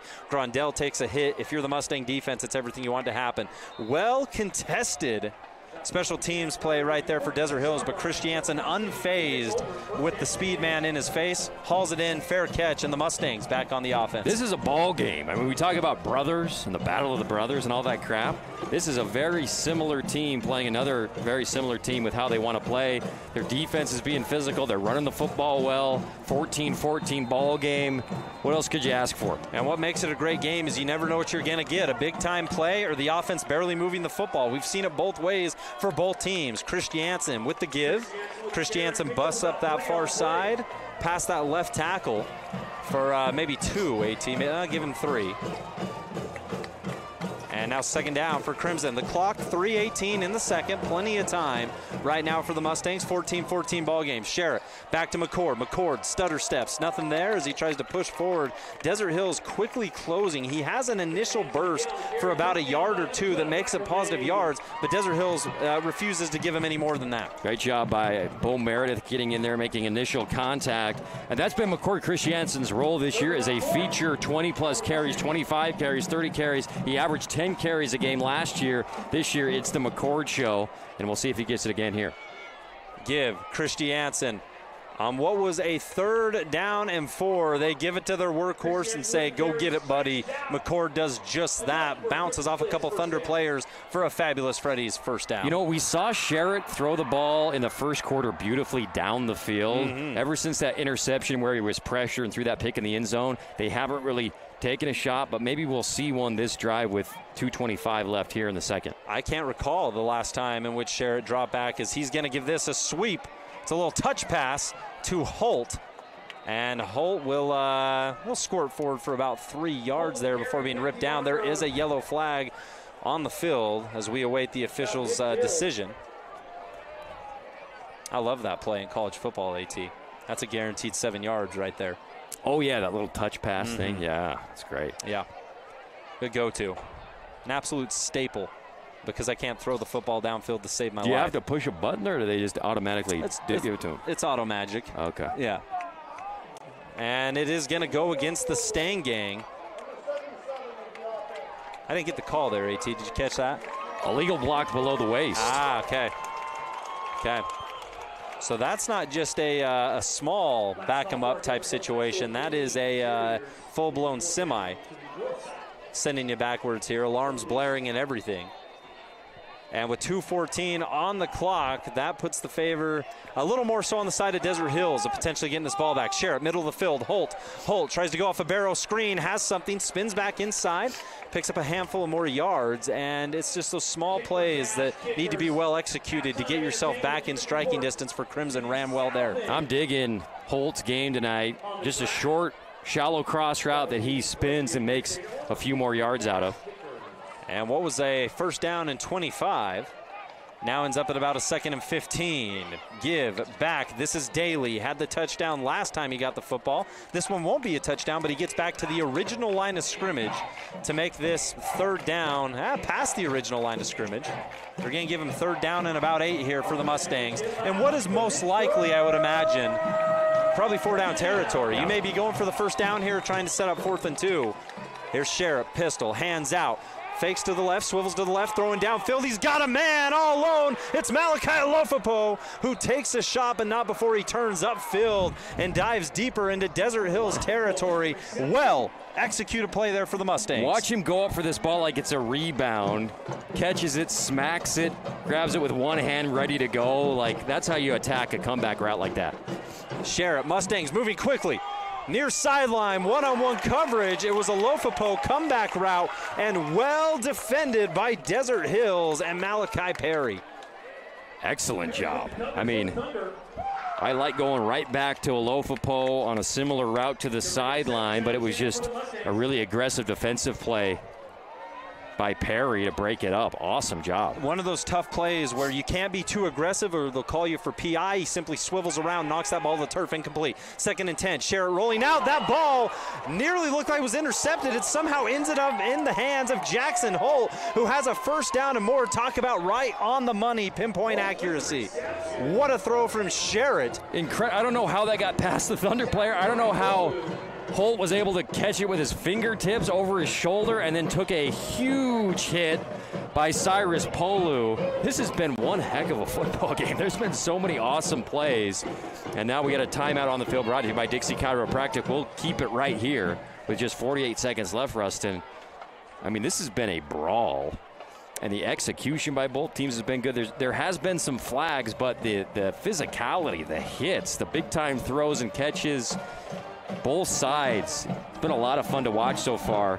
And Holt, I just keep gushing over this kid. He's like a young Hunter Renfro out there, making incredible catches in traffic, spinning off, and took one of the biggest hits of the game. I'd say it's between Cyrus Polu with that one, the one he just laid down, McKay Wright on the sideline against Grondell. And there was one earlier. Hagen Reed had a huge hit in special teams. So they brought the hats tonight, and they're laying them on people for Pro Auto Care big hits on a Friday night in southern Utah. Well, AT, another thing is, as you mentioned, they haven't been going through the air after that shared interception in the red zone earlier. Once they've asked him to pass again, he has been on the money. Mustangs methodical down the field, 48.2 seconds. Sherritt gives to Christiansen. Christiansen with that right out, swinging outside as he pummels a Desert Hills defender down at the 10-yard line. A power run from McCord. Wow. McCord's body count, trying to think of a better phrase for it, but he is knocking some dudes over. He is, man. You know what I'm saying? Absolutely. We got to think of a better term burning. for that, but we have Borgeson down again tonight, one of their best defensive players. But, it looks to me like Desert Hills stacked in the box. There's gray jerseys everywhere, and then there's McCord just going fast through these little seams, running people over in between the tackles. I think he's the type of player, too, just like Mason on Desert Hill's side of things as well, that you anticipate the run, you expect the run to come, yet it's still incredibly difficult to stop. A lot of times people say it's as simple as just loading the box up, right? It's as simple as making sure that we have more numbers pushing inside, forcing them inside, and simply creating contact, that we're eliminating these blockers, making sure that they're preoccupied with us. You think it's as simple as that, but I think every time the ball's snapped, you're blown away at truly how fast he is, right? You anticipate the contact, you know it'll be there, and just when you think you've made the right play, he's squirting past you. Like, it's just one of those talents like Mason. Christiansen does it. Both these teams very lucky to have talented backs that allow this offense to not only be solid, but to simply elevate above some of the other offenses that we see at the 4A level. And now, with a fresh set of downs, 1st and goal, 40 seconds, clock moves on, official waves it to get going. Sherritt, end zone, one-on-one shot, and he's going to sell that over the top of, I think that was Barrow there. And that'll set up 2nd down and goal from the 10. Yeah, Barrow just sprinted to that back pylon. It was close. Just a little bit too far by Sherritt. I like that look, though, in a one-on-one situation. Yeah, we'll look at the Thunder right now. 3 with their hands down, showing potentially 4. Holt in motion. Give to McCord. McCord runs into 1, 2, 3 Thunder players. And that time, there was no speed burst. There was no extracurriculars. It was just Desert Hills making a play. Yeah, great job clogging up that right side and bringing up Cyrus Polu in the run game and saying, hey, you kind of spy McCord. They're probably going to him at least once down here with 28 seconds left and some timeouts. And he was in to help on the tackle there. Great job by D. Hills making an adjustment in the Flynn Company red zone. Flynn Company's big booster of Southern Utah. Heck, they've helped build this town, including Utah Tech and SUU University. FlynnCompanies.com, the sponsor of the Snow Canyon Coaches Show with Mike Espin and the Desert Hills Coaches Show. You hear him every week on ESPN 97.7.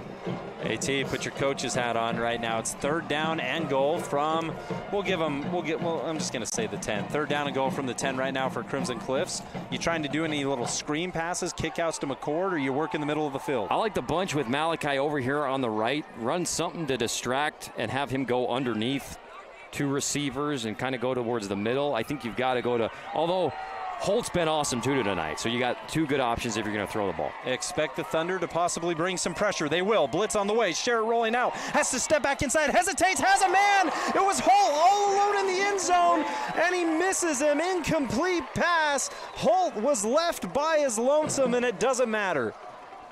Wow. Desert Hills got mixed up on their assignment, so Holt came wide open. Malachi ran an under route to kind of clear that out. And Sherritt was just kind of in an awkward position when he delivered that ball. Looking to amend for that previous play. Sherritt, hard count. Somebody jumped.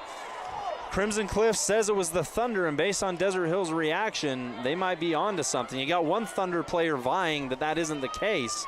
But the Mustangs seem pretty amped up about that, and it's rightfully so. Mustangs move in, and now what was an obvious pass situation isn't so obvious anymore on 4th and goal. Yeah, so guys like Riker May and Cyrus Polu have to not vacate the middle so early with McCord back there in the pistol. 24 seconds, 4th and goal from the 5. Sherritt goes back over, gets a word of advice, and I think the Mustangs are going to burn what is their last timeout here to discuss this. Good teams always have 3 timeouts when they need them, you know. in the last 2 minutes of a game. I mean, there's 24 seconds in the half. You're like, yeah, they're probably all gone. Yeah. No. Good coaches always just have a timeout. Bad coaches, I won't name any in the NFL, but they usually don't. Anyway, we're in the Flynn Company's red zone.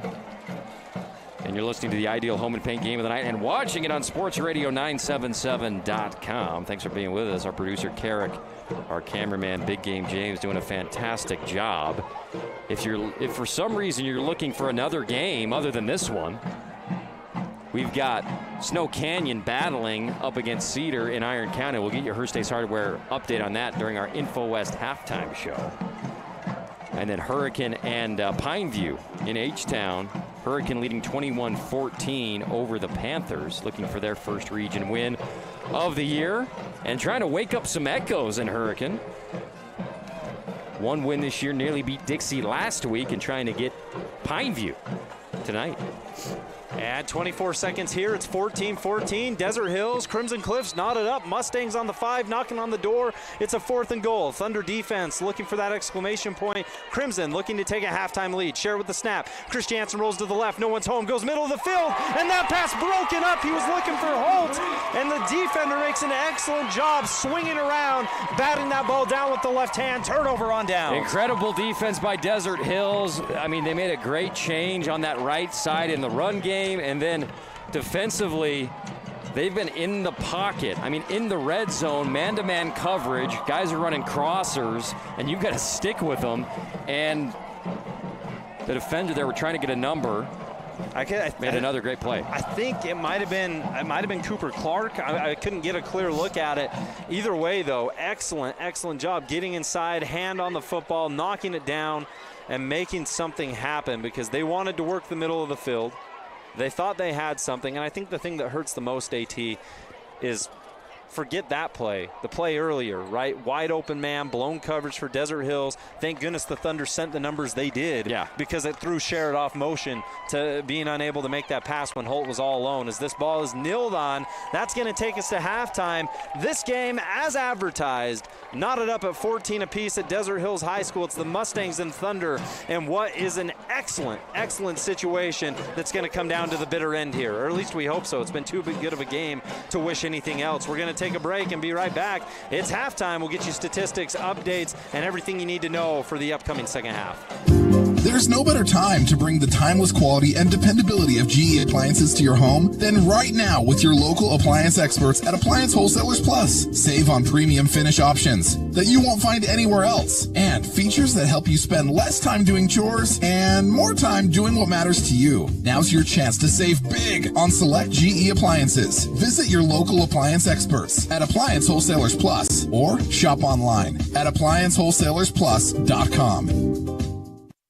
Power your adventure with the all-electric 2024 Subaru Solterra. It has the rugged versatility of standard symmetrical all-wheel drive and 8.3 inches of ground clearance. It's the most advanced Subaru ever with the latest safety technology and zero emissions. The 2024 Subaru Solterra.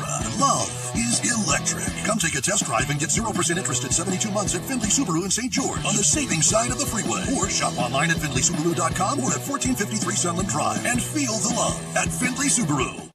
Where you at? Hey, Coach, I know I'm late, but let the boys know the locker room will arrive before game time. Just because you keep the equipment in the shell on your truck doesn't mean it's a locker room. It's just so roomy, and I can lock it up whenever I need to. I got it at St. George Chopper for a steal. You said you'd be on time. Don't you worry, Coach. The equipment manager is on his way. I'm just going to stop for a quick nap. Don't drive drowsy, right, Coach? No napping. Get that locker room over here. This is Kyle with St. George Topper. Come in now for any new Lear 100 XQ shell, and we'll throw in the carpet headliner, fold down front slider window, and keyless entry upgrades at no extra cost. That's a $680 value. Hey, you're welcome to use the locker room for your pregame speech, Coach. I'm going to lock you in that shell if you don't arrive soon. You know, maybe you should call and check on the treat mom, see where she's at. The kids need their orange slices, right, Coach?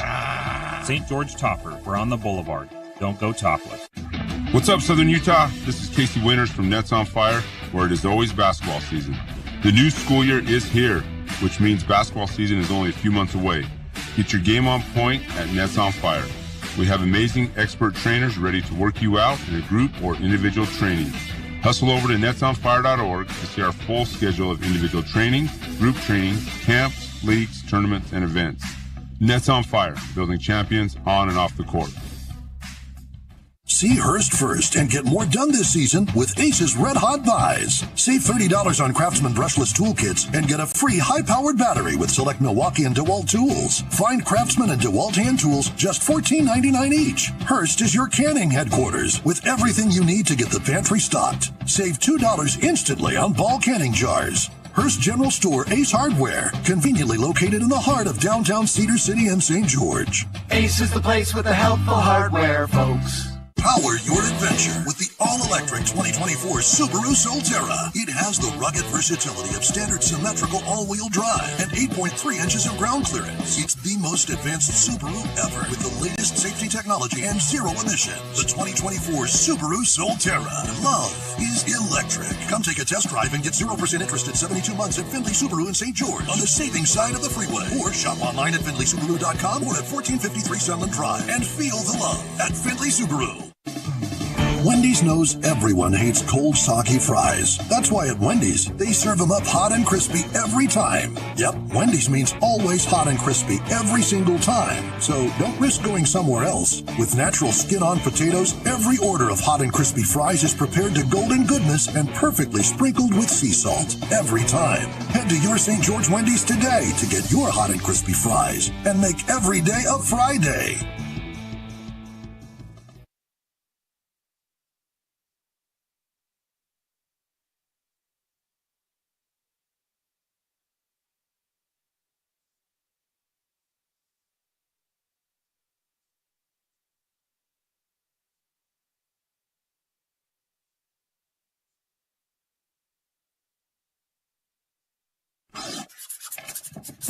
Look, Mom! I drew you a dinosaur! Son of a Brontosaurus! Not ideal. Your kid using Sharpie on the living room wall. Ideal. Ideal Home and Paint's Kelly Moore paint selection. Make your house, flaws and all, look its very best with a little help from Kelly Moore Paint and Ideal Home and Paint. Ideal Home and Paint, your local paint experts in Southern Utah since 1975.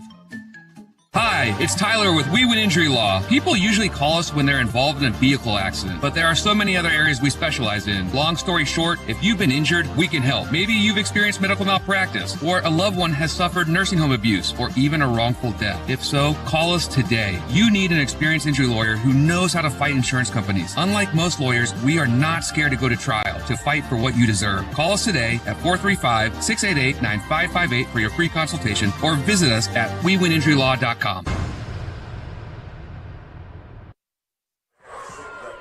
Back at Desert Hills High School, it's the InfoWest halftime show. The internet people, for the fastest internet in southern Utah, go to InfoWest.com. That's InfoWest.com. And if your website struggles a little bit loading that, then that's when you need to really get a hold of InfoWest. I get them on the horn in that situation.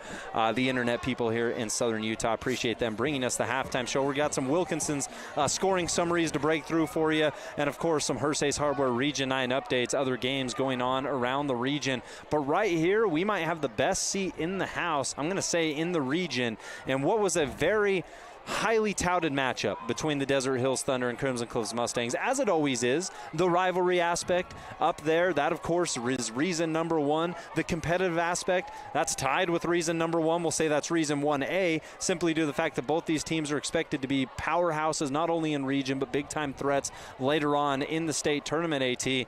And tonight, I mean, it's lived up to it. I don't think anyone's asking for a refund. Well, there was a moment when Crimson scored kind of easily, just running the ball 4 times. And it was like, okay, maybe Crimson is just that good running the ball and physical and all that stuff. And then the next drive, Type Mason ran it for like 70 yards on the first play. And it was like, oh, okay. Like, because you come into a matchup like this in a rivalry, it's like, okay, we've heard or we've seen in the pre-region, is this team more physical or is this team got a better quarterback or whatever? But how close, I mean, Ryder Sherritt had a great first half. Aside from the pick, he was pressured. He had to put it up. he's thrown some balls down the field that were right on the mitts. He's thrown some timing routes to the sideline that were really good. Grondell's been about as good as he can be, you know, as you could imagine in a game like this, running the ball, throwing the ball. So both running backs, the offensive lines, like the hits, it's clear both these teams just want to wall up tonight and beat the heck out of our big rival, and that's what has made it so fun to watch. Well, and you get the true testament type situation of how good both of these teams are, and I break it down in a couple different ways. Is your defense able to get stops? Yes, check it for both these teams. We saw Crimson Cliffs start with the ball on the 19-yard line due to a handful of personal fouls. Crimson Cliffs gets the ball in the red zone. They don't score. Turnover on downs. We've seen the Mustangs on the 5-yard line. They don't score, right? Desert Hills backs against the wall. The defense has gotten stops, and we see Crimson Cliffs do the same exact thing as well. The Mustangs have had ample opportunities to potentially open this one up a little bit more, and the Thunder defense has responded. On the flip side, Crimson Cliffs has done it as well. Also, do you have big-time plays? Check boxes for both these teams. Sure, the defense is electric. It's great. It's stepped up on multiple occasions, but that's not to say that Van Daly didn't have a huge run or that Titan Mason didn't even have a bigger run, right? The big plays are still on full display here tonight, which is just the mark of a good team. You lean on each other. You battle each other. You're throwing a punch here and a punch there, and then all of a sudden, when it's least expected, you land that big blow as these two fill each other out and just kind of weigh everything that's going on. And that is the mark of two good teams, is it's not out of rhythm. There's nothing that's odd. It's simply the big plays are a byproduct of the small plays, and both these teams are content to move the ball in small chunks, whether that's a Mason 4-yard run, Christiansen going up the middle for 3, working the inside. We've seen Horton inside. We've seen Young inside for Desert Hills. And then for Crimson, we've seen the same with Holt and Alofopo and these guys working the comeback routes. It's simply doing the small stuff till the big stuff works. I think in the second half, Crimson Cliffs is going to have to maybe go back to trusting Ryder Sherritt throwing the ball down the field and kind of verticalizing their game a little bit to spread it out from McCord. And in that first half, like I keep alluding to, first quarter, he had a few bombs down that were very accurately thrown and on time. Desert Hills kind of adjusted to that and started sending more pressure at him and disrupting his flow a little bit. But been an awesome game, man. Both quarterbacks have been tremendous. Both coaching staffs. We've seen a chess match with the timeouts and switching things up personnel-wise on the D-line or switching it up and bringing in an extra defensive back and creative plays. It's been tremendous. One of the best games we've been out this year, probably. And it feels like these teams are destined to do this forever, at least for the second half. We'll give them that. The third quarter, fourth quarter should be electric as one of these teams tries to separate themselves. Let's jump into it. Our Wilkinson scoring summary. It's brought to you by Wilkinson since 1946. The House of Lighting has been a fan of all Southern Utah sports, lights, fans, and fixtures. Contractors and homeowners always welcome at Wilkinson's. And it's as simple as this. We had a couple of star backs punch it in from early out. Crimson Cliff struck first. McCord Christiansen got inside from the 1-yard line, and it was set up by a beautiful Sherritt to Jackson Holt dot on that far sideline down near the goal line. Christiansen tops it off 7-0. Desert Hills would respond with 8 minutes in the second quarter. Titan Mason 2-yard run, which was simply after Desert Hills just continued to methodically move the ball down the field. Crimson Cliff retook the lead. It was a 30-yard run from Van Daly, and it came off of 3 consecutive run plays. That was the 4th, and allowed Daly to squirt into the end zone using that burst of speed untouched. But he was to be outdone by Titan Mason, a 58-yarder unofficially with 6:14 in the second. That's the fun part, AT. 8 minutes, Titan Mason scores a 2-yard touchdown. 7 minutes, 10 seconds in the second. Van Daly scores a 30-yard touchdown for Crimson. 6:14 in the second. I'm talking less than 3 minutes. We have 3 scores between these teams, and everything in between that has been great defense and great drama, but it's not without the big-time plays as we get a great look at a lot of these highlights here, courtesy of what Carrick's doing down there. Big game on the camera. Appreciate them if you're with us on our TV audience. If you're not, get there. Sports Radio 910 ESPN977.com. Witness the action live. And if you're on ESPN 97.7, appreciate you locking us in, loading us up on what has been a great game. But that's the beautiful part. 3 minutes, 3 scoring plays. Just shows you the drama and the pizzazz.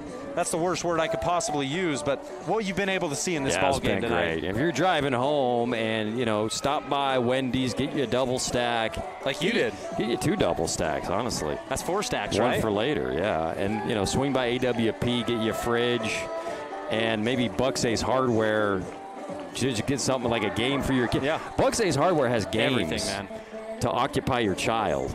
Dude, I've got anything from cleaning supplies at Bucks Ace Hardware to like puzzles. Yeah. Straight up, whatever you want. You can go in there for a shovel or something, but at the same time, you're gonna walk out with some candy and probably a Funko Pop. And then by the time you get home, the halftime show will be over. We'll be back, and you'll be watching the game on Sports Radio 977.com.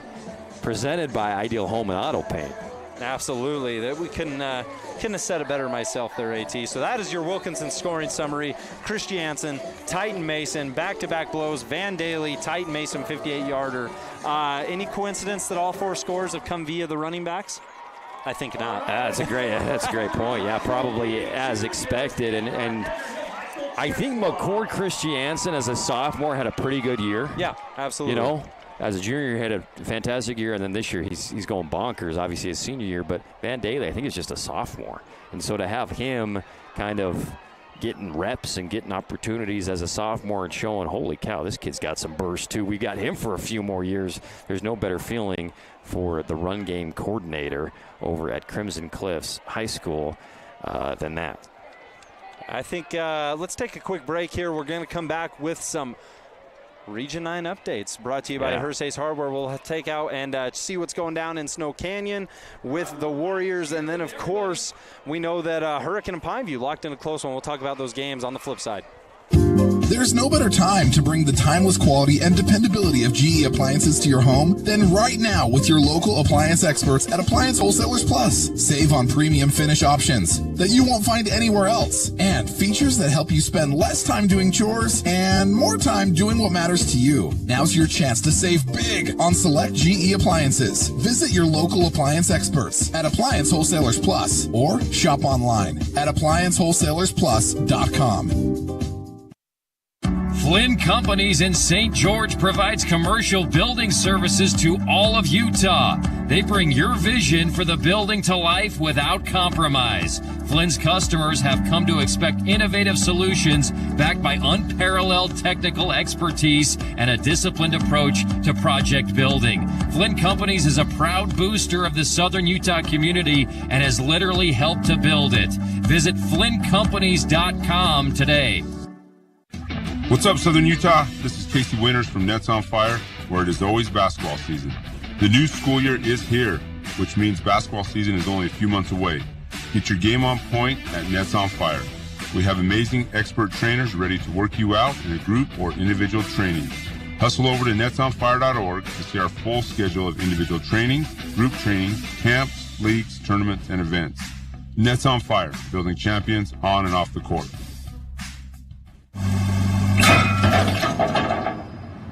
That's not good. What? Yep, your car's broken. Oh, come on. But we can fix it and get you back on the road quickly. Oh, I like the sound of that. Pro Auto Care in St. George can handle anything under the hood of your Honda, Acura, Toyota, and Lexus. From oil changes to major repairs, quality work at an affordable price. Check them out at yourproautocare.com. That's yourproautocare.com. Remember when Main Streets used to be a magical place where you could get an ice cream, shop for toys and clothes, or get the tools you needed all in one place? Well, Bucks Ace Hardware is bringing the magic of Main Street to State Street in Hurricane with a brand new 40,000 square foot store. Get some fresh popcorn, check out the best tools, home decor, toys, games, have an ice cream, and enjoy the nostalgic Main Street experience. Bucks Ace grand opening in Hurricane is coming November 7th. Ace is the place with the helpful hardware, folks.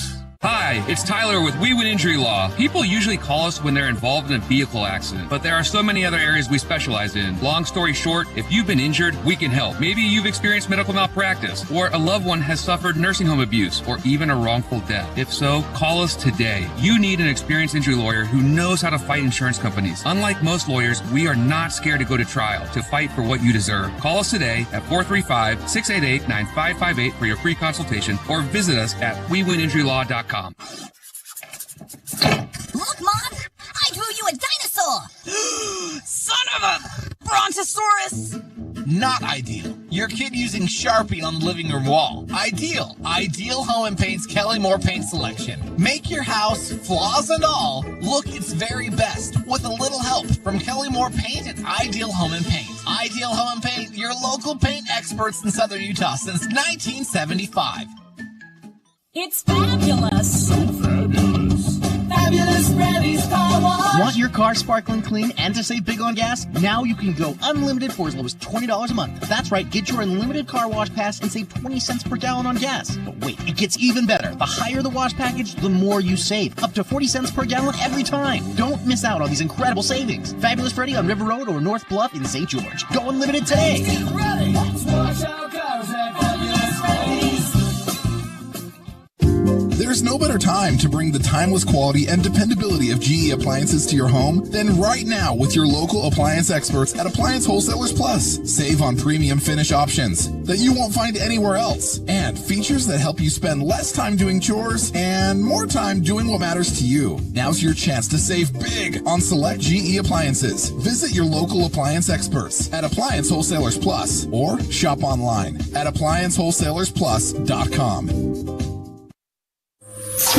You're listening to the Info West Halftime Show. Got a lightning fast look at the first half stats, big plays, and scores from around the region.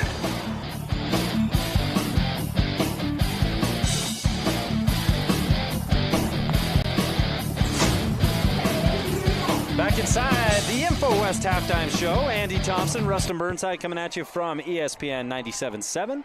You can catch this game live on stream on sportsradio977.com. However you're listening, watching, appreciate you doing so. And what has been at least living up to the hype in terms of potentially the best Region 9 game of the year, 14-14. Mustangs Thunder tied here at Desert Hills High School. And it's not as if this is the only good game tonight. We touted this in not only our pregame show, but on the Andy Thompson show in Region 9 Game Day AT about how tight and how good the schedule was tonight. I think Larry, the pigskin pick and robot, had every game at least within 2 points, 1 point. I mean, he's awful at his job, but even he had a hunch that most of these games were going to be good tonight. And really, so far, lived up to the billing there as well. He doesn't know what the heck he's talking. No, he just doesn't. copies Nolan Perry's picks. So Nolan had this game as a 12-point game. Okay. In favor of? In favor of Crimson. Gotcha. He had Hurricane. He had Pineview favored by 5, and he had Snow Canyon and Cedar as basically a pick 'em.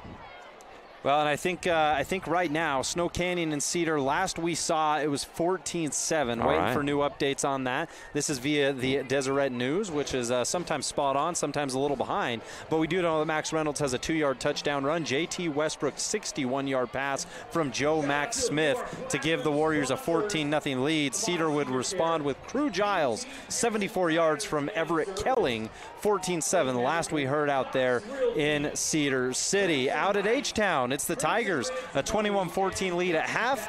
Per the Deseret News, it's the Tigers with a 7-point lead. They lost by 6 against Dixie a week ago, looking to avenge that and get their first region win of the year. Pineview as well, 0-1 in region after falling to Desert Hills. The Tigers, Dylan Gabriel, 17-yard touchdown run. Pineview responds, Cal Richardson, 1-yard touchdown run. Hurricane would have R.J. Allred, 2-yard scamper into the end zone.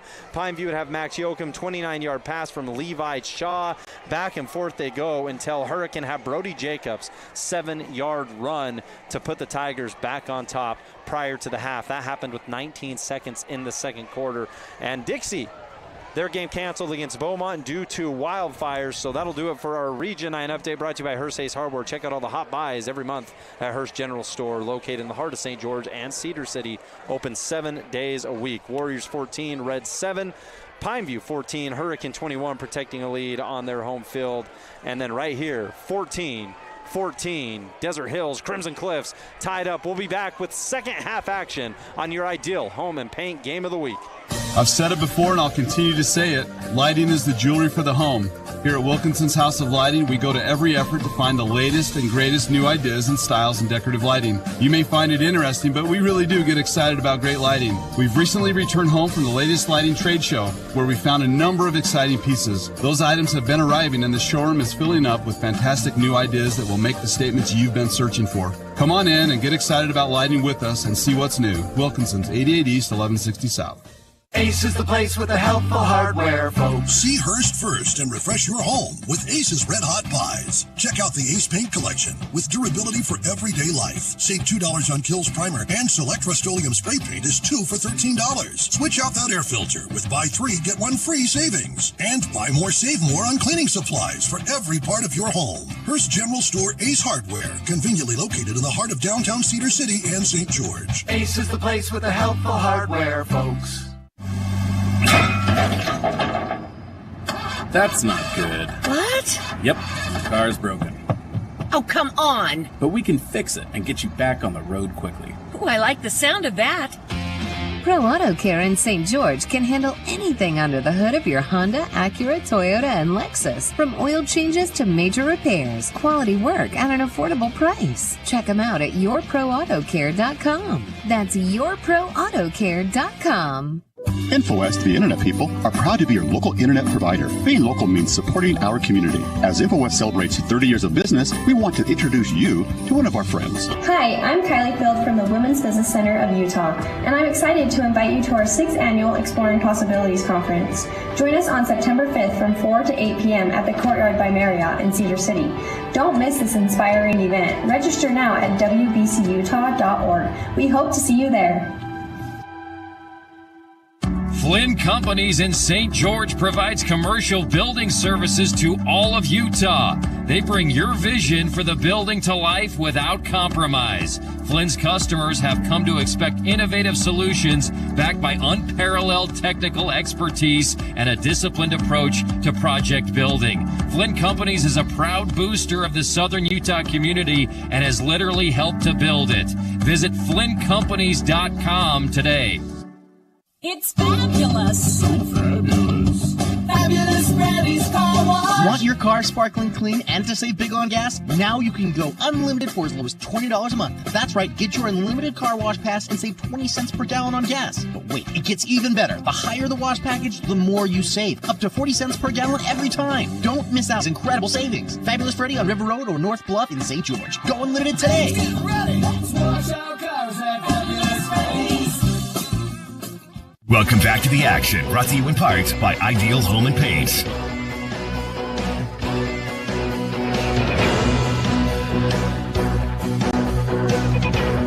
Here at Desert Hills High School, take a look over at the We Win Injury Law scoreboard. 14-14 is what you'll see as we officially have about a minute to go till the second half. Crimson Cliffs getting fired up on their side. Desert Hills running some sprints early on from the goal line to about the 20-yard line. Stay loose, stay fresh.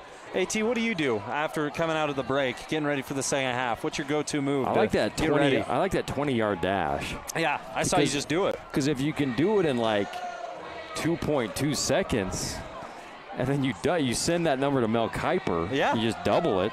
Your draft stock increases tenfold. Exactly. Now that's true. I do the 1-yard dash and multiply it by 40. Now here's a guy who can oh, well, Desert Hills. Hey, what'd you think of Brady? No, Brady was there. He was present. It was good. Kind of like me tonight. No, man. See, that's the thing is we'll sit here and be like, ooh, broadcast could be so much better. And then I say the same 10 things in a matter of 5 minutes, you know. Tom will get better because he was made fun of, and he was made fun of by our favorite guy. What's his name? Hansen. Yeah. From Red Zone, and Tom said, hey, I'm a rookie. I'll take your coaching. I'm happy to take it. Yeah, I suck. I'll get better. And that's what makes me the GOAT. That's what he made his whole career off of, right? Count me out. Well, I'll rise to the occasion. The problem is in the booth, you can't throw 4-yard hitches all the way down the field to become the GOAT. You know, you gotta extend it out every once in a while. Maybe they'll bring Bill in. Maybe they'll bring Bill in. But Crimson Cliffs lines back up. They'll send this away. The Thunder said to receive the second half kickoff. Last time we saw Desert Hills on the offensive, it was a nil down to end out the quarter. But prior to that, a big-time Titan Mason run, and it was an electric fashion. Kicks up, end over end, and it will be returnable. Bounces off the return man, rolls down into the back of the end zone. I think it was Horton trying to bring that up, and it's going to end up being a touchback. I dig it. Anybody who stands on the 1 yard line, jumps up, tries to make a play on it is a kid I enjoy to watch. We saw Holt do that for Crimson earlier. That's right. Returned it past the 25. Luckily for Desert Hills, it bounced into the end zone, and they get the touchback. Me personally, I have fears about returning any kick. Because the video games I play, if you return it out of the end zone and only get to the 10, those announcers, they go after you. They're like, this idiot tried to make something happen. These guys, no fear. Here's Mason, first give of the second half. Mason cutting outside, shake and bake. Nice move to pick up a couple more yards as a Mustang player slides on through. And you see that speed and energy from Mason early on here in the second half. Yeah, that was Calder Pace coming like a missile. The safety at the knees of Mason trying to chop him down. And Mason is so good at eluding contact, whether it's high or low, and was able to get a good 8 yard gain that time. With the 8, Grondell in the pistol, Mason behind him. Not hard to miss if you're watching on Sports Radio 977.com. Green, Seahawks gloves. They'll clasp the ball between. Has tons of room into the second level. Mason makes a man miss, and it takes 1, 2, 3 Mustangs to bring down the ball carrier. And that is a byproduct of the offensive line getting good push up front. It is, and we've seen the defensive line of Crimson Cliffs get good penetration, at least get back there and get a hand on him to slow him up a little bit. But if you don't get a mitt on him, he's gone. He's second level, he's third level like that. Fourth level, fifth. Give him all the levels. Super Mario World out here. Grondell. And that ball was attempted to be snapped. Instead, it squirts to the left, and thankfully the play had been blown dead because that went about 15 yards backwards. There's a great battle not only on the field but in the stands when it comes to who has cooler looking dads. Crimson Cliffs dads or Desert Hills. Thinking. I'm just talking about cool hats, cool tight kind of pants, like joggers, a cool t-shirt, There's some cool looking dads on both stands. A lot to be proud of for both of these programs. Here's Grondell, keeper, fake to Mason, kicks out to the far side, took a big angle, and that angle may have cost him. He's going to be pulled down behind the line of scrimmage. Appreciate you being with us. Two cool dads right here. I won't say anything about the moms. I've made that mistake before. Really? We're going to move forward with the ball game. It's a good-looking group of people here in Southern Utah, and we're proud to be here tonight on our ideal home and paint game of the night. Yeah, we kind of really ruined the vibe, don't we? It's going to be second down and 11 after the Grondell keeper. 14-14 at Desert Hills. Thunder looking to strike first in this second half. They got the ball on the opening half kickoff. Grondell, pistol, Mason behind him, fakes to Mason. Mason stays to block. Grondell's going to have time. Slings downfield. He's got Young. Young cuts back to the middle, and he's going to go down past the 35-yard line to the 34. Great pickup, great throw from Grondell, who had to place it over the top of two Mustang defenders. Yeah, against that zone, Young just found a little slot near the sideline, little pocket, and Grondell just dropped it in there just like you described over the head of the defense. Into Crimson Cliffs territory go the Thunder. Grondell hands down at his knees, lifts him up, gets the snap. Here's the give. Mason, right hand tuck. Mason stiff arms a Mustang, picks up 5 more yards after the fact before Max Griffiths rips him down, but not until he gets in to the red zone. Big man run from Mason as the Thunder moving in the second half. Desert Hills keeping that same physicality they had in the first half. It didn't run out in the locker room. The initial surge by that offensive line, they're winning that battle clearly in this drive, and Mason is adding to it by how good he is making linebackers and safeties miss, but the offensive line is surging right now. The most beautiful thing in football, other than a big man touchdown, is going between the guard and tackle and having that line go to work. It's happening right now for the Thunder. Crimson Cliffs defensive front gets some push there for the first time in this second half. They're able to wrap Mason, bring him down to the ground after a pickup of maybe 2. And they tried the middle that time. Crimson Cliffs was ready for it. Good job, Keegan Barrow. I think Major Stokes was in on that one as well. Just fighting for those gaps, just fighting, twisting their bodies, trying to stay with their shoulders square to not allow Mason a free pass to the linebacker curl. It's going to be 2nd down and 8 from the 18-yard line. Thunder knocking on the door. It's a 14-14 ball game. 8:22 on the clock. Clock continues to move. Grondell lifts that left foot. He's sending man in motion. It's Horton. Horton works the middle. Grondell instead kicks out to Mason. Mason on a little whip-out pass. They kind of just aired that one up for him, and nobody home. Great coverage from Crimson Cliffs. And they sent numbers. I mean, that's the exact type of play that you want to throw that little screen swing pass against. But it was great discipline by Crimson Cliffs. I think that was Ashton Parker on the outside who stayed home and made the play. Good job by the Mustangs. They've tried to work Mason out of that backfield a couple times tonight. They've had their hits. They've had their misses. That one is that's a mute. Nothing going down. 3rd down and 8. They won't give them a yard, but they're going to say it's at the 17-yard line now instead of the 18. So I guess unofficially they did. Mason in motion. Grondell ended up being all alone in the backfield. Doesn't matter. Play blown dead. Nothing's going to go down right now. 8:09 on the clock. As we have a timeout, Crimson Cliffs will take it, and we'll go ahead and take it with them. 14-14 Thunder. It's 3rd down from the Crimson 17. Feeling held back by pain? It's time to discover Dixie Chiropractic, where we're all about making life extraordinary. Whether you need to recover from a car accident or if you're just tired of chronic pain, we're here to help you live your best life. We don't just treat symptoms, we get to the root of the issue. Dr. Ward Wagner and his team use cutting-edge methods to ensure your journey to wellness is as effective as it is compassionate. Visit DixieChiro.com or call Dixie Chiro at 435-673-1443 to live life pain-free. DixieChiro.com. There we go. Teams will break from the sideline. Crimson Cliffs trying to get that defensive stop that we've seen Desert Hills do with their backs against the wall a couple times in that first half. Let's remind you, Crimson Cliffs had an interception from Cummings earlier in this game. They were stopped on the 5-yard line, turnover on downs, and started with the ball inside the 20 and were pushed out of it and had to eventually send that one back to the Thunder. So 3 times they've been in the red zone and been turned away. Now the Mustangs trying to do it defensively themselves. 14-14, 8:09. 3rd down and 8 from the 17. They'll do exactly what they did before. Mason in motion, lines up behind Wintle. Grondell drops back. He's going to face some pressure, swings outside to Wintle, and Crimson Cliffs well in coverage, step for step, were the Mustangs, and Wintle goes down before the stick. It was a really good play design by Desert Hills. I love the call. They kept tightening for max protection because they knew it was going to take a while for Wintle to go all the way across the field against a linebacker.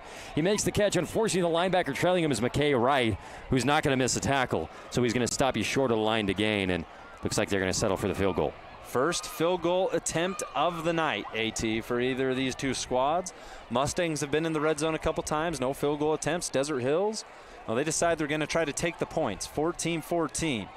Snap, hold is down. It's clean. Kick is up, and give it to him. Knocking it through is the Desert Hills Thunder. They'll take a 17-14 lead after they settle. Mustangs get a stop. Thunder get the points. 17-14. Desert Hills on top. Flynn Companies in St. George provides commercial building services to all of Utah. They bring your vision for the building to life without compromise. Flynn's customers have come to expect innovative solutions backed by unparalleled technical expertise and a disciplined approach to project building. Flynn Companies is a proud booster of the Southern Utah community and has literally helped to build it. Visit FlynnCompanies.com today.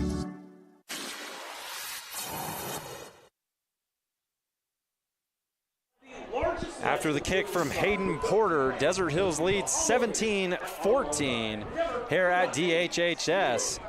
And if I recall, AT, I do believe this is the first lead of the ball game for Desert Hills, right? It was 7-0 Crimson, then it was 7-7, then 14-7, then 14-14. Yeah. So first lead right now for Desert Hills. As Porter gets set to send this one back the Mustangs' way. Crimson Cliffs, we have yet to see them in the second half. And I think the beautiful thing for Desert Hills, despite not getting in the end zone, that drive took a little bit of time. 7:21 on the clock here in the third.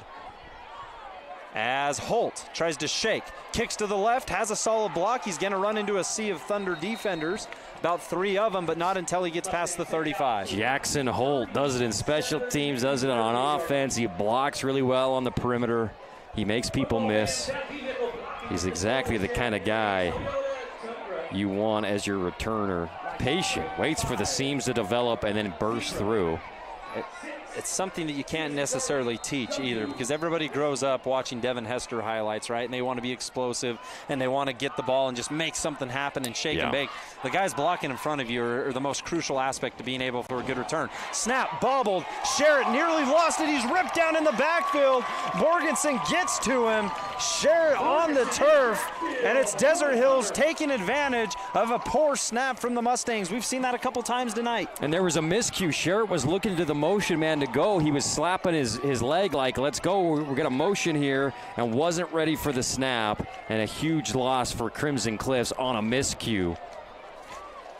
And they take advantage there. Isaac Borgensen, the senior DM. We've called his name a handful of times tonight. It's 2nd down and 22. Sherritt rolls to the right, has protection. He's going to settle for a little check down to Malachi Alofapo. And that is well enough. They'll be about 3 yards behind the original line of scrimmage, and that's all you need, because you assume if they can get up close to that 1st down marker, they'll probably end up going for it. And their 3rd and 13, 3rd and 14 play is Malachi again just running to the sticks on the far side. He's soloed up out there, unless they switch up the formation here, but we'll see if they just go to Malachi again on 3rd and long. Yeah, they have Barrow and Holt over here on the near sideline closest to us. Lofapo's on the far side. Sherritt with the give, won't even look at the back. He wants to go deep. Sherritt 1-on-1, has his man. It's Malachi Alofapo reaching out for it and hauling it in. Big time snag. He's saying it incomplete. Wow. He trapped it. It was an incredible acrobatic dive by Malachi, who's fighting for his cause. Wow. And he can't believe it. And the coaching staff is going to argue. We have the benefit of replay here for our TV audience, and we'll describe it for you.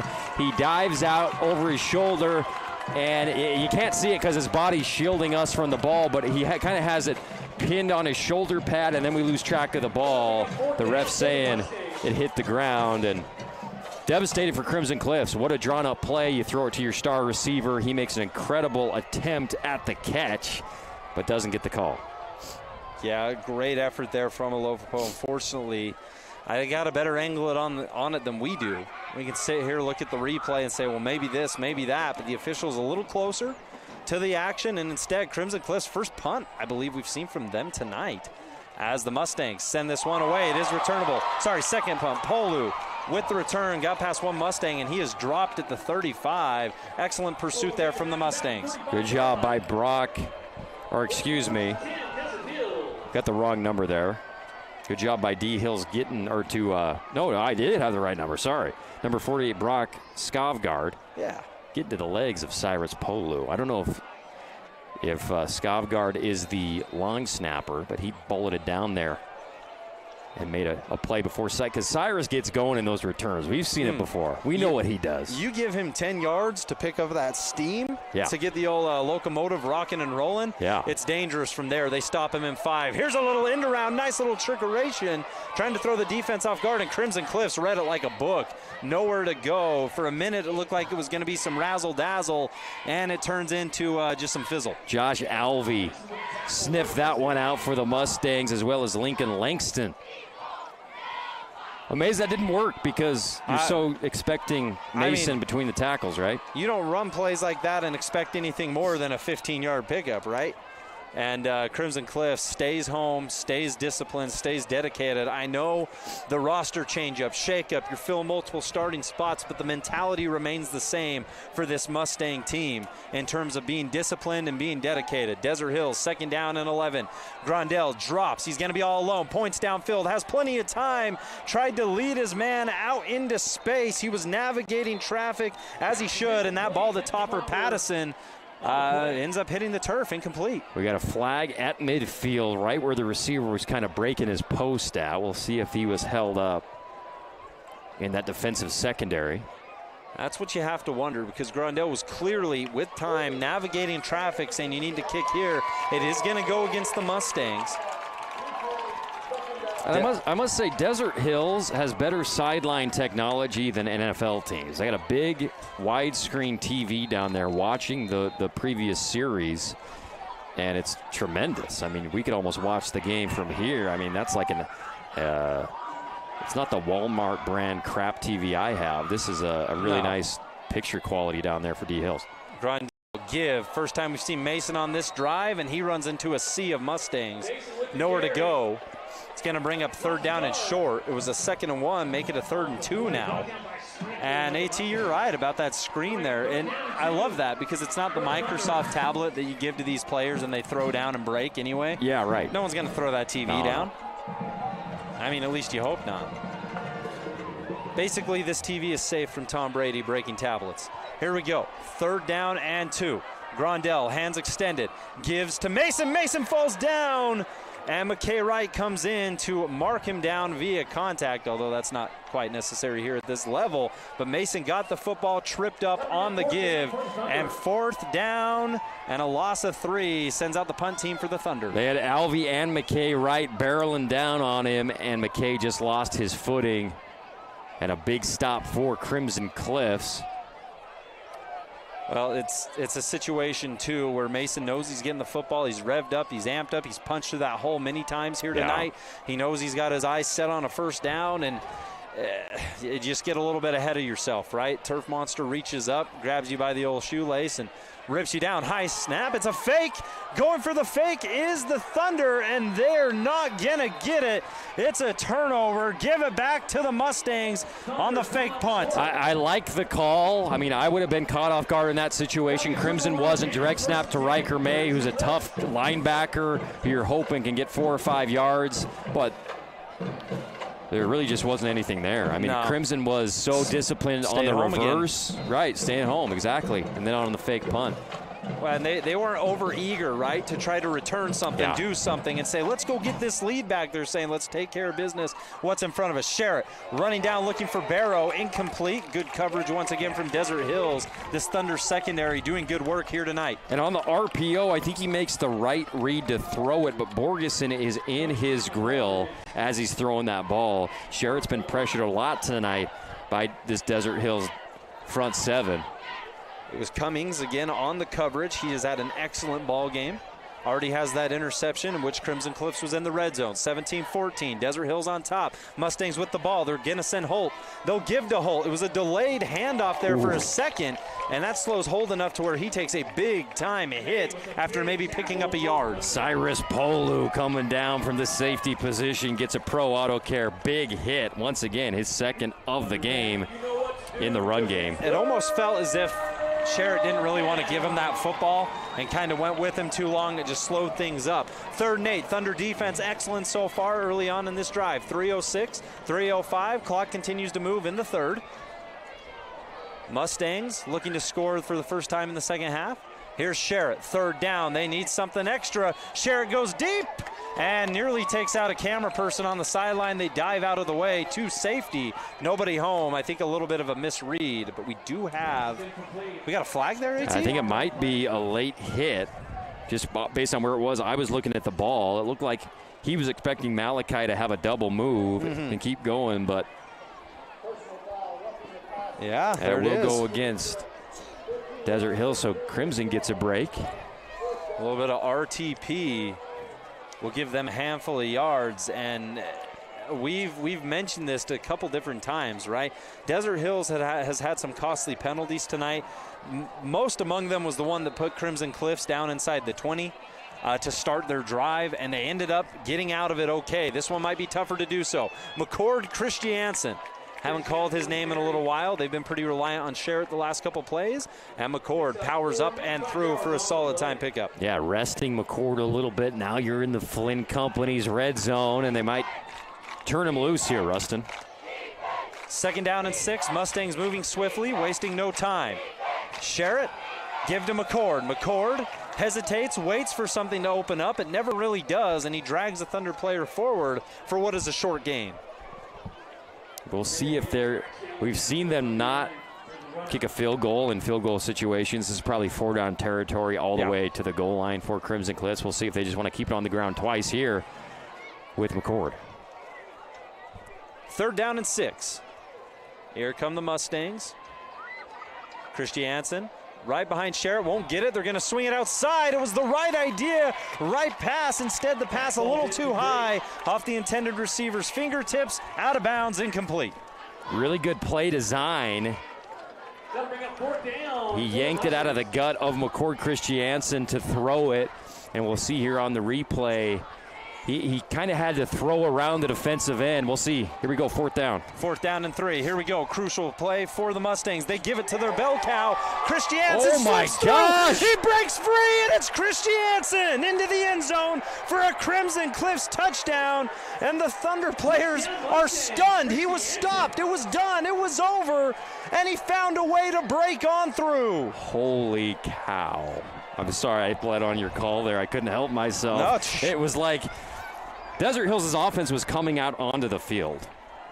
Then McCord breaks through. That's one of the most amazing runs I've seen this year. McCord Christiansen on 4th down. It's completely stuck. There's no incredible. I mean, special player. Most backs, when you have 1, 2, 3 bodies hit you and you know you're 3 yards short, I mean, you just go down, right? You don't want to take another pop. You don't want to get hit. You don't want to fumble the football in a crucial game. Instead, McCord dials up the old push on through factor and somehow, some way, gets it in. That was amazing as that kick is up and good. So Crimson Cliffs will retake the lead, make it 21-17 on our We Win Injury Loss scoreboard with 1:49 left in the 3rd quarter on our Nets on Fire clock. Take a break. We'll be back right after this. There's no better time to bring the timeless quality and dependability of GE appliances to your home than right now with your local appliance experts at Appliance Wholesalers Plus. Save on premium finish options that you won't find anywhere else, and features that help you spend less time doing chores and more time doing what matters to you. Now's your chance to save big on select GE appliances. Visit your local appliance experts at Appliance Wholesalers Plus or shop online at ApplianceWholesalersPlus.com.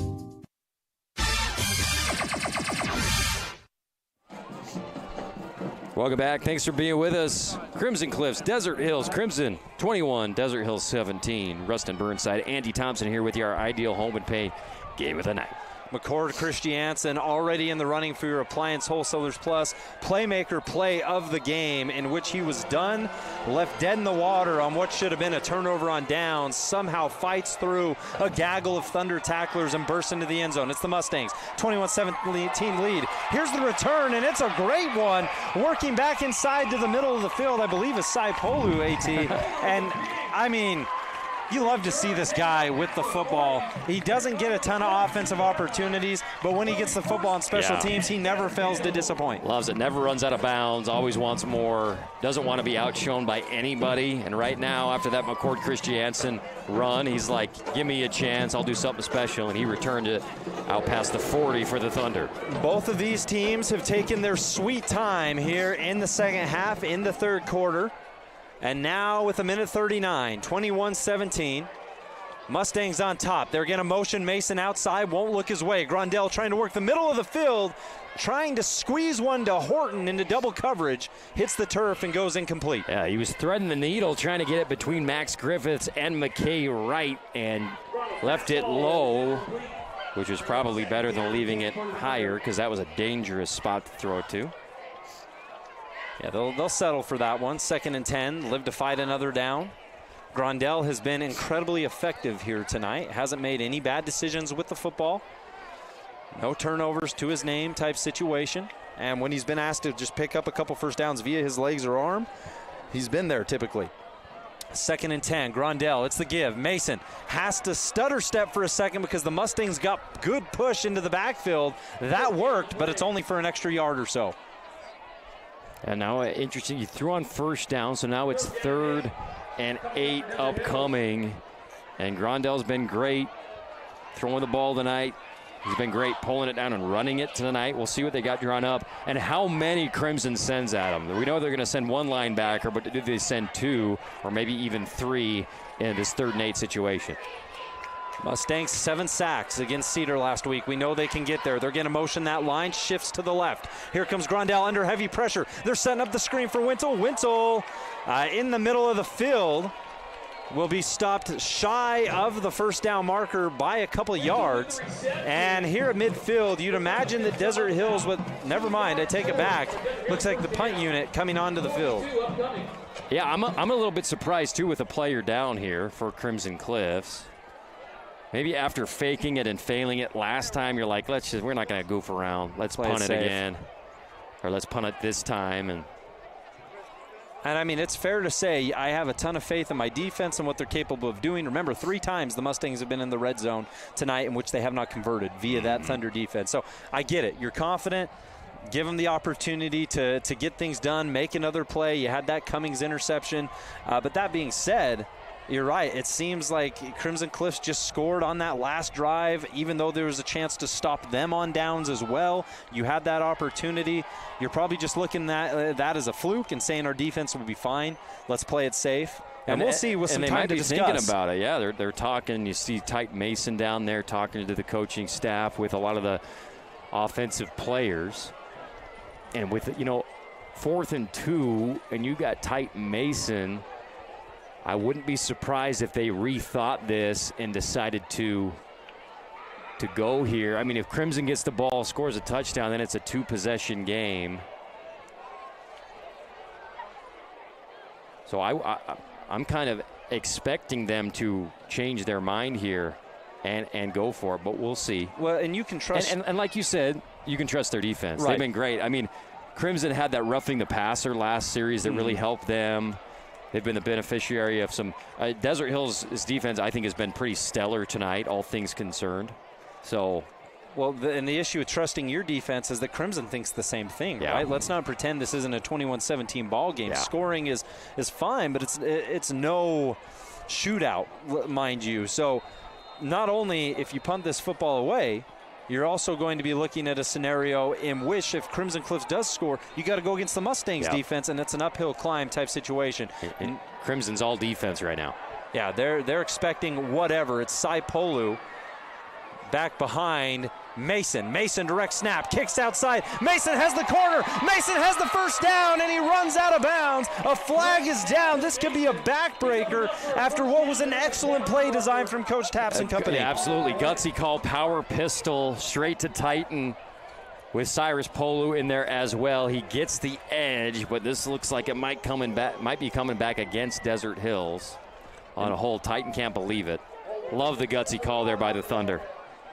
Now the punt team re-enters. Mason exits the field. You can see the disappointment on his face. Made a great play. And AT, the thing about plays like that is reaching into your special playbook, right? Your break glass in case of emergency type plays that typically you expect to work.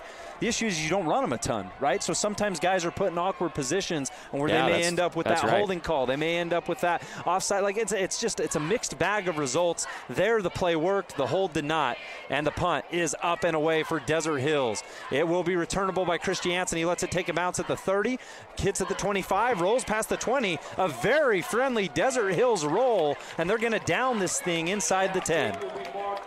Beautiful kick. And you'll take that, even though you wanted to convert. Nice little boot there with a roll as we'll head into the fourth quarter. So they're going to start this drive at about the 14. Third quarter at an end, 21-17. It is the Crimson Cliffs Mustangs on top. Flynn Companies in St. George provides commercial building services to all of Utah. They bring your vision for the building to life without compromise. Flynn's customers have come to expect innovative solutions backed by unparalleled technical expertise and a disciplined approach to project building. Flynn Companies is a proud booster of the Southern Utah community and has literally helped to build it. Visit flynncompanies.com today. It's fabulous. So fabulous. Fabulous Freddy's Car Wash. Want your car sparkling clean and to save big on gas? Now you can go unlimited for as low as $20 a month. That's right, get your unlimited car wash pass and save 20 cents per gallon on gas. But wait, it gets even better. The higher the wash package, the more you save. Up to 40 cents per gallon every time. Don't miss out on these incredible savings. Fabulous Freddy on River Road or North Bluff in St. George. Go unlimited today. That's right.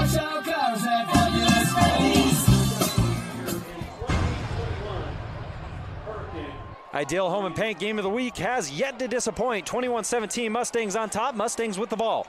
As Ryder Sherritt on the quarterback keeper ends up sliding down safely after picking up a handful. And with 11:49 on the clock, AT, we are geared up for what should be a epic fourth quarter. But if the Mustangs have their way, you go down the field right here, make it 28-17, things get a lot tighter, right? It's been fantastic. Just couldn't be closer, couldn't be more hard-hitting, and awesome game. Sherritt, deep ball, one-on-one coverage, overshoots his man, and even if he would have been in the vicinity of Holt, that would have been a tough ball to haul in, because step for step of the way was Hagen Reed with excellent coverage there for Desert Hills. Yeah, in his pocket. That's a tough guy to stick with on a route like that, but Hagen was right with him. 3rd down and 3. As the PA guy says that someone's about to get their truck towed. It's right in front of the tool shed. Sherritt gives to Christiansen. Christiansen has a block. He kicks to the outside, has the first down, and he's ripped out of bounds. And what was just a solid job by the line, getting out, pulling, and making sure they paved the way for Christiansen to set this up. There's a late flag. Cyrus Polu came in and made the stop, but kind of got his hand up around the head. But I thought he left off enough for them not to throw it. I thought it was actually a really smart play by Polu. And then I don't know if this is going to be an arguing foul or what the penalty is here on the sideline. The flag was way late, right? Yep. Like we're talking about, he had been out of bounds. 10 seconds go by. So they got a sideline warning, which is basically nothing. Yeah. But the next time they do it, I think it'll be yards. 21-17. Fresh set of downs for the Mustangs. Sherritt in the pistol, turns around, gives it straight to Christiansen. Christiansen had a steam, had a blocker. He is chopped down, but not until he's picked up 11 on another powerful run. Excellent job. You see Easton down there, the center, got his head on a safety on that play. That shows the athleticism of Easton Webster on this offensive line for Crimson. Christiansen one more time. Just simply doing what he's done all game, right? 3-4 yards here before I bust a 12, 15. It's just simply picking it up, moving the ball downfield, and here in the fourth quarter, 21-17, Crimson Cliffs most likely content to take a lot of time off the clock here if it results in an end zone trip and ultimately a score. Sherritt gets the snap. Here is Van Daly back into the game, has a rushing touchdown earlier tonight, subbing in for McCord Christiansen. And no, that one won't be a rushing touchdown, but he gets him right down around that first down marker for 3rd and short. We've got a player down mid-play. That was bad timing for Crimson Cliffs that they blew it dead. The player was trying to get off the field, fell down. Looks like he might be cramping up, but it happened kind of as the play was going, and they blew the ball dead. So Crimson is like, you can't blow the ball dead as we're about to get a first down. Tough break, but and there's a flag. Yeah, there's going to be probably another penalty. Oh, there it is. So they will get Desert Hills for it. And it sucks when the D lineman is the guy that's got to get out in about 2 seconds, right? Because he's kind of overexerting himself to get off. Well, and as much as you hate to see that, hopefully just a cramp. Like, also, let's be honest, Crimson Cliffs has been running this hurry up pretty well tonight. There was that situation where they scored in about 4 plays simply by running the football because they get up to the line quick. They're catching the defense off balance. And right there, they simply just got the personnel for Desert Hills in a tizzy. And now a fresh set of downs without any effort in terms of their running back. They were probably going to go up the middle again with Daly. He remains in the ball game as of now, as we see the injured Thunder player being helped off the field. Everything is okay there. Thanks for being with us. Our ideal home and paint game of the night. We appreciate Nets on Fire. Check out netsonfire.org. Basketball season's right around the corner, and if you want to improve your game to make the squad this year, netsonfire.org. Best in town at getting you better. Sherritt from the pistol, back to Daly. Daly will maybe go for 3 there. No, wait. What do we have happen after that? We have someone down right around the first down marker. There's a lineman with the ball. What happened there? I think the ball squirted out from Daly. After he was down? Or no, they're saying no. No, they're giving him the ball there. Daly was stopped well short of where the ball is now, but the lineman came up with it, and Crimson's not even going to take time to think about it. Christiansen back in the game, has a first down, and that's the only story I can drum up. Yeah, Daly lost it, lineman dove on top of it, and right near the stick, and they end up picking up a first down off of that. Yeah, I don't know if we can go back to that and ultimately find out what transpired, but that's all we can see on that far sideline as we have another Thunder player being attended to right now at this moment in time. It looks like Brock Mui, who's one of their best players defensively, and hoping it's just cramps, but he's laying down on the field here. Appreciate Intermountain Sports Performance and Sports Medicine having trainers here for the athletes and at all Region 9 games. And Intermountain Sports Performance has helped athletes rehabilitate, get their speed back, get their quickness back, or get it for the first time, like you and me. We didn't have an Intermountain Sports Performance when I was growing up. No, neither did myself. But if you did, you'd be playing the 3 for the Clippers right now. If I did right now, I'd be playing for the Charlotte Hornets on a 2-way contract, no doubt about it. But it's amazing to see the resources available to these athletes here in the St. George area. Simply put, it's phenomenal to kind of see if you want to excel in your craft, if you want to succeed, there are tons of outlets here to let you do so. Yeah. Lots of people in support, lots of places, and of course Intermountain Sports is one of the largest of all. And what I really like is that we've seen guys come up through the ranks and not only succeed at the collegiate level but the professional level.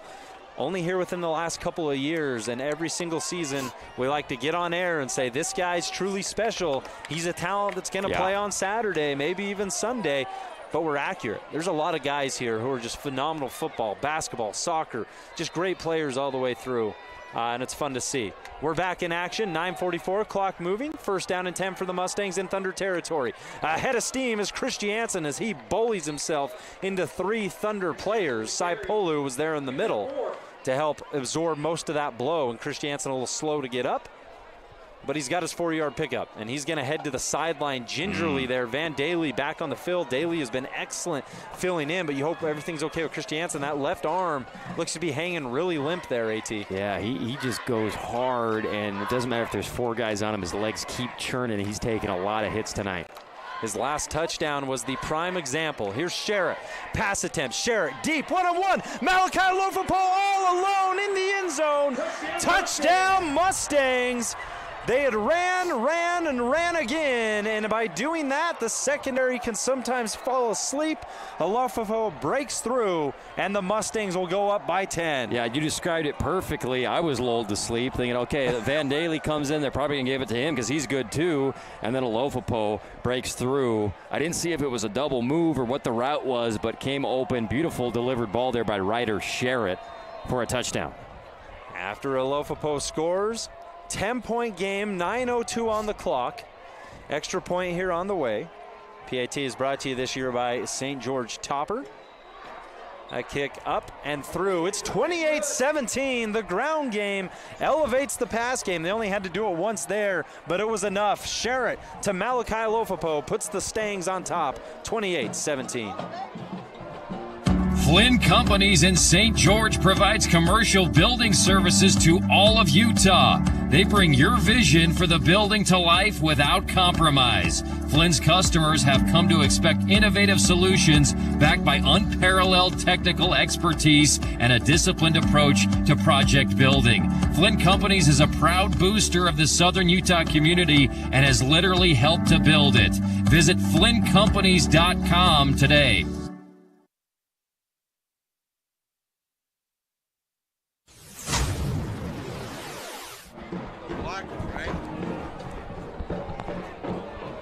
What a play for Crimson Cliffs to extend this lead. It's Sherritt hitting Malachi Lofapo. And I think this is exactly why Desert Hills was right to go for it in that 4th and 2 situation.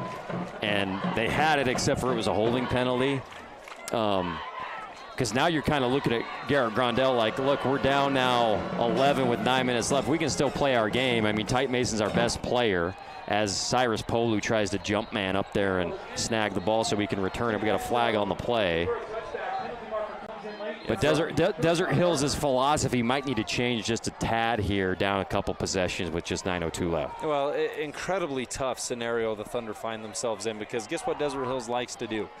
Give the football to Tyte Mason, let him run, right? And against most teams, even down by this margin, you could still do that and find success, but Crimson Cliffs isn't most teams. This Mustang squad, in terms of pure matchup ability, they're probably closest to you in the whole region, right? They know you're going to give the ball to Mason, and you'll pick up some chunk plays here and there. You'll have success, you have tonight, but you got to move the ball a little faster than that right now in these scenarios, which puts a lot of pressure on the shoulders of a certain Garrett Grondell and what he's able to do. You'll see Mason not too far from their own goal line right here. Grondell in the pistol. You got Wintle and movement up front. It looked like that left tackle jumped a little bit. Quilatolo for Desert Hills, and the Thunder already in a precarious spot. You're going to have Grondell and Mason both in their own end zone, right around the U and the N of Thunder, scribbled out into the end zone. First down and 15. They'll reset, try it again. Mason hands on knees. Grondell pistol formation. Crimson showing blitz. They will send blitz, wasting no time trying to get to the quarterback. Grondell, deep shot, looking for Young. Safety came over to help. He would have been there, and great coverage through and through for the Mustangs. It looked like Lincoln Langston was there on coverage as well. I love seeing big numbers sent there by Crimson, because you almost put the offensive line in a position to hold. And, you know, almost every play you could probably call a hold, but good job by Desert Hills being clean, blocking all of those extra linebackers that were being set right up the middle. One of the linemen kind of got pancaked himself, but I mean, he got knocked over and kind of took the defender with him, but didn't do enough to justify a holding call. The Thunder in a position where typically you try to just get out of your own end zone and punt it away, and you're okay with that, but they can't afford that now. 8:56, they'll swing one outside. Crimson reads it like a book and rips down the ball carrier. They tried to set up a little something on the outside. The Mustangs didn't bite, and the Thunder already in a dangerous spot. It gets a little more hairy. And Coach Alovo very pleased calling the defense over there in this situation with how disciplined his team's been, especially in the second half. Only giving up that field goal.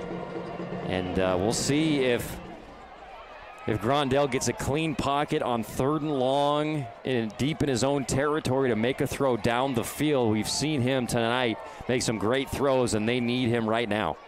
Two teams undefeated in region play up to this point, 2-2 records apiece. They've played some heavyweights, and they view each other as heavyweights in terms of a Region 9 crown and potentially a state title crown. Grondell steps in the pocket, rolls to his left, has to make something happen. Tries a pass down the middle of the field, has his man for a first down. That might have been Topper Pattison. What a grab, and it's Grondell extending the play, using his legs, and waiting for his man to break free. Excellent. What a play by Grondell. Holy cow. I thought, oh, he's going to run it. He's going to have no chance. He was aware enough to be like, no, I got to get this first down. I'm not going to get it with my legs. Pull up, throw against the grain for a first down. What a play by Grondell. Excellent navigation, has the Thunder still breathing. 7:47, give to Mason. First carry, Mason breaks through that first line. He's tripped up in the secondary, but what an excellent run from Mason. And the Thunder have that in their back pocket too, where Crimson Cliffs is expecting most likely a lot of pass. Yeah, absolutely, and he'll get you down the field just about as fast as anybody if you just keep going to him. What a run with another explosive big collision running over a player. A score isn't an option on this drive. It is a necessity. Here's Grondell. Give to Mason. Crimson Cliffs read it there, and Max Griffiths comes in with a big-time pop on Mason before he can go anywhere, and I think they blew him dead or stopped for momentum before anything too crazy transpired. Love it. What a play by Griffiths. Stop him in his tracks, and Titan's like, hey, you didn't get me down. He's like Raging Bull. He's like, hey, you didn't knock me down. Don't go celebrating to the sideline too much. I'm still standing. Yeah, but a great play by the linebacking core for the Mustangs there. Yeah, Mustangs stand them with the 28-17 lead. Grondell motions with his right hand, won't send anybody, gives to Mason. Mason cut back, and he's going to be wrapped up and ripped down. What a play. Excellent pursuit there from the Mustangs. That was big, number 55 in on the tackle. What a play there. And it's once again Grondell time. I mean, they're bringing in Cyrus Polu here. So we'll see what formation they go with, but it's got to be Garrett making another great play. I think they'll credit that last stop to Crew Butler. Ripping down Mason. Here we go, 3rd and 12. You said it, AT. Grondell time. Mustangs looking like they might send someone off that edge. Instead, they do a little switch around. Grondell has time, middle of the field. Throws it high, it's intercepted. Jensen has it, he's headed the other direction, and he's going to be knocked down at about the 46-yard line. Interception for the Mustangs, and that's going to put them at a point where they can try to milk this one away. The player came open, but it was in a tight triangle. He had to fit it in over the linebackers who were in a deep drop and just overshot him. Would have been an amazing throw. And Crimson Cliffs, when they need stops, they've gotten them in the second half. The junior safety, Austin Benson, getting it done for Crimson Cliffs in a game that's seen an interception from Cummings for Desert Hills, an interception from Benson for Crimson Cliffs. Back and forth we've went, 28-17. Now it's not run out the clock type scenario yet for the Mustangs. Ball on the turf, a botched handoff. And I think they're going to keep it here with Crimson Cliffs. They will do so, but a near opportunity to give the Thunder fresh hope there, only to be dashed away at the last second. Yeah, Christiansen, like a cat, just dropped down on that ball. And there's another Thunder player down. There's been a lot of players hitting the turf tonight. It's been a very physical game. And that was, kind of what Desert Hills needed, is kind of a bizarre fumble turnover situation. But the senior, McCord Christiansen, wasn't going to allow that to happen. No, not at all. And whether it was on Sherritt, Christiansen, none of that matters. What matters is you get back on the football and protect it at all costs. That's what they're able to do. It makes it 2nd down 11 as they still attend to the player. Just saw a fan walk in here. Remember when we were we were at Dixie High, and a kid in the student section for Snow Canyon was wearing a Manila High shirt? Yeah. And we wanted to find that kid. We were trying to hunt him down for months, and nobody could find him. I just saw a kid not as big of a deal as Manila High, but he was wearing an Oregon State shirt. Yeah. And I just wanted to go. I just want to be like, tell me your story. Yeah. I want to learn more about you and what you're all about. I love it. Do you like killing small conferences? and hey, Oregon State, you just got a life raft, buddy. You got 4 more teams coming your way. It's ruining. We hate it, but anyway, back to this game. Pack is back. Mustangs trying to go 3-2 on the year, 28-17, 5:38. They're going to send Holt in motion. They'll give it to Christiansen. Christiansen cuts inside, cuts outside, and he is going to be torn down out of bounds.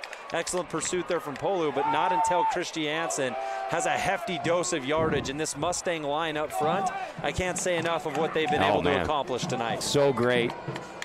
I think only Easton Webster is a kid who got some time last year. Everybody, like we always say, it's all new. And how much they've improved week to week to week has been really impressive. Well, from 2nd and 11, it's about 3rd and 4, and Christiansen is chopped down as soon as he got that football. He didn't have time to juke, sidestep, step back, nothing there. He got the football and went down. Great stop, great penetration from Desert Hills, and they're going to, on 4th down, they're going to leave Sherritt and company out there, as well as Van Daly. That might have been Daly on the last carry, AT. Potentially Daly acting like he was out there on the last. 4th down and 4 yards to go. Sherritt goes back over, makes sure he heard everything clearly. Clock keeps moving. Up 28-17 as we are officially under 4:45 here in the 4th over on our Nets on Fire clock. It looks like they might take the delay a game here. Yeah. I mean, after the botched handoff on the last, at this point, you never want to be that team who's like, well, we're giving up on the horse that got us here, right? But at the same token, playing it safe, is more than a welcome sight, I think, right now for a lot of Mustang faithful. Never mind, they won't take the delay game to push it back 5 yards and make more room for the punt. They'll just call a timeout.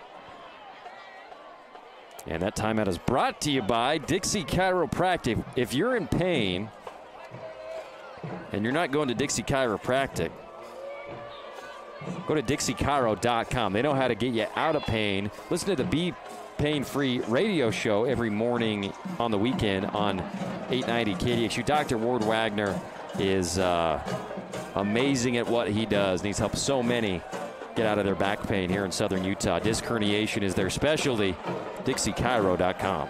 Well, take everything we said, crumple it up, throw it away. Sherritt's out there, McCord and Christiansen back on the field. They're going for a dagger. 4th down and 4. Pistol formation. 2 receivers closest to us. 2 on the flip side there for the Mustangs. Line gets set. We're rocking and rolling. As Sherritt moves out of the way, Christiansen, it is a quick kick, and that punt is, I mean, it went maybe 5 yards. It was picked up and returned for Desert Hills. Solid return the other way. That was Hagen Reed with the return.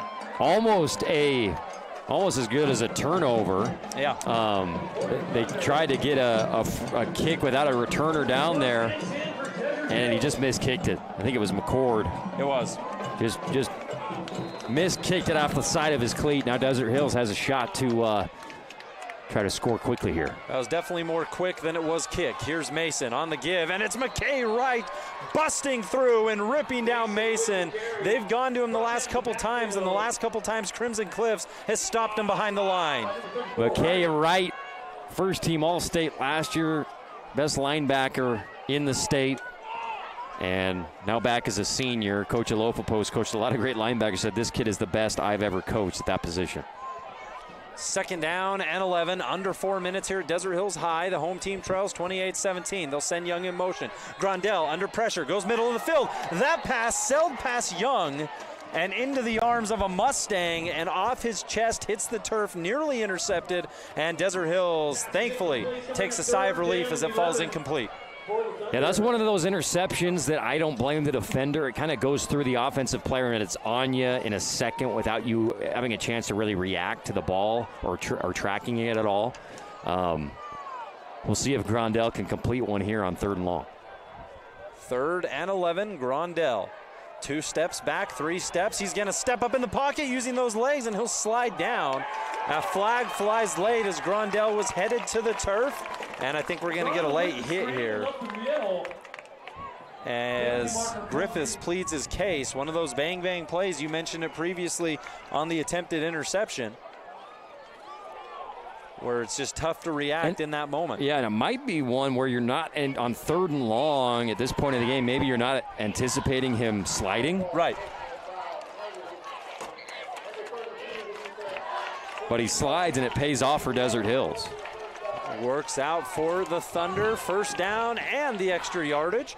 They'll roll with that, and this game far from over. I know we were talking about the Mustangs after the interception. It felt like it was a done deal. There's still 3:42. If you can score rather quickly here from Crimson Cliffs 26, I mean, I'm saying there's a chance for you, Desert Hills faithful. Here's Grondell, turns around, fakes to Mason. Mason stays to help block, picks up the block. It doesn't matter, it collapses anyway. Down goes Grondell, and down goes a flag as the play ensues. And the clock stopped at 3:36. Desert Hills trailing 28-17 here on our We Win Injury Loss scoreboard. Anticipating maybe a hold call on Desert Hills, but That's the crazy thing, is a hold call. Oh, block below the waist. They're going to get Mason there protecting his quarterback. They left him in to block, and he was just trying to pick up the man coming in. Heat-seeking missile on Grondell, and in doing so, they're saying he went a little too low. That's going to back the Desert Hills Thunder up a good chunk of the way, about not too far from where they were originally, where Grondell slid and was hit. There we go. Clock rolls again. 3:36. Grondell sends one out. It's going to be caught by Pattison and then coughed up incomplete. He didn't make a football move before losing it, so they'll roll it incomplete. Yeah, kind of was low, kind of got between his legs, and then fell to the turf. Second and long. They're saying second down and 25. Mason in the game. You're going to have, looks like you got someone flanking Grondell right there as well. One-on-one situation possibly here with Pattison. They might look his way.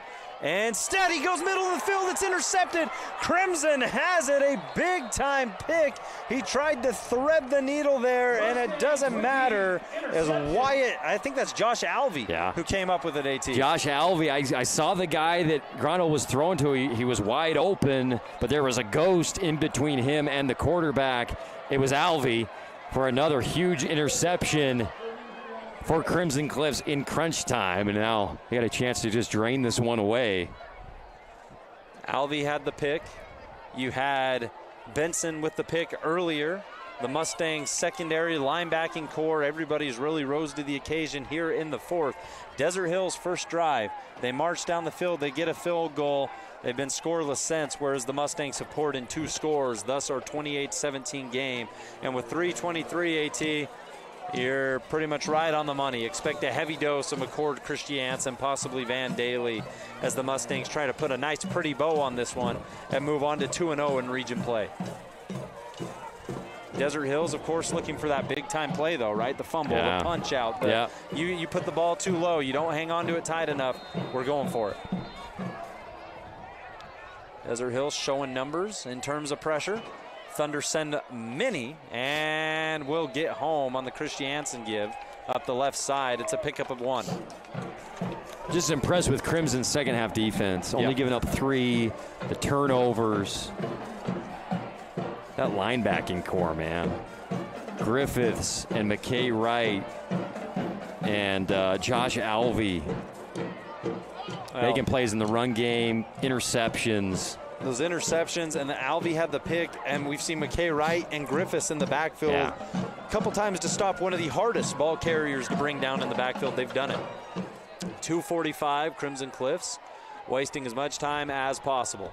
Sherritt with Christiansen to his left, had Daly to his right, gets a block from Daly, breaks through right around the first down marker, but we do have a flag down originally where blocks started to take place, which typically signifies a hold on the Mustangs. Be my guess.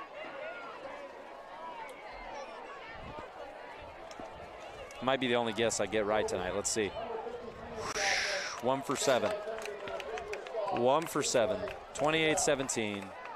Crimson on top. They're backing it up. All fans to remain off the field after the game until both and it's just the quiet part of the ball game. Desert Hills faithful here.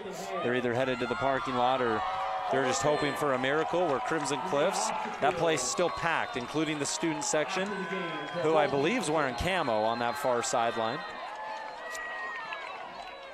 As we got a timeout on the field, we'll go ahead and we'll take it. Let's take it.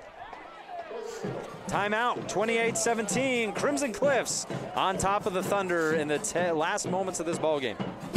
There's no better time to bring the timeless quality and dependability of GE appliances to your home than right now with your local appliance experts at Appliance Wholesalers Plus. Save on premium finish options that you won't find anywhere else, and features that help you spend less time doing chores and more time doing what matters to you. Now's your chance to save big on select GE appliances. Visit your local appliance experts at Appliance Wholesalers Plus or shop online at ApplianceWholesalersPlus.com. Hi, it's Tyler with We Win Injury Law. People usually call us when they're involved in a vehicle accident, but there are so many other areas we specialize in. Long story short, if you've been injured, we can help. Maybe you've experienced medical malpractice, or a loved one has suffered nursing home abuse, or even a wrongful death. If so, call us today. You need an experienced injury lawyer who knows how to fight insurance companies. Unlike most lawyers, we are not scared to go to trial to fight for what you deserve. Call us today at 435-688-9558 for your free consultation, or visit us at WeWinInjuryLaw.com.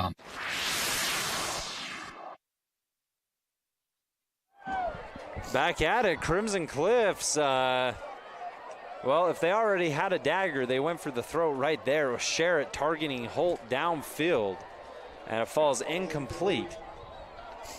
It's going to bring 3rd and 19 into the equation after the holding penalty in which we witnessed on first down. 3rd and 19. Mustangs obviously showing they're not afraid to try to pick this one up through the air. Christiansen right behind Sherritt, gets the ball, left side. Line trying to pull out in front. Desert Hills in hot pursuit. And I thought they were going to push him out of bounds about 5 yards before that. Fights for more. Gets past the original line of scrimmage, but it's going to make it 4th and 8. It's been a long physical game for both teams. After every play, there's like 3 or 4 guys on each team that are just trying to fight through something. And comes the punt team for Crimson. Desert Hills is like, why don't you guys do that quick punt thing again? Yeah, this time they're going to go with purely punt personnel. I don't think they're trying to fool anybody here. And everything's set to be as normal. And the Thunder will have officially on the clock right now 2 minutes, 16 seconds, trailing 28-17. It's not over. The probabilities are low. As this punt, snap bobble, has to pick it up, try to roll out. He's not going to get it away. And Desert Hills will start this drive. That'll help the probability. Wow. Right at about the 27-yard line, 7 yards out of the red zone in Crimson territory. Yeah, special teams issues are creating opportunities for Desert Hills late in this one. Exactly what they need. Some bizarre play to happen where he struggled to corral the ball in order to punt it. Now Desert Hills has a chance. Nearing the Flynn Company's red zone, buddy. It was Calder Pace who was trying to get away there for Crimson, the safety, playing punter right there. And Bo Meredith with the takedown to give the Thunder a little bit of extra excitement. Go time. Grondell swings one out, tightly covered on the little comebacker, and it is going to be incomplete.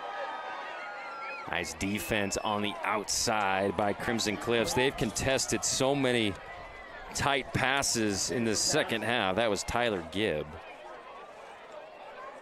Pattison, the intended receiver, 2:06.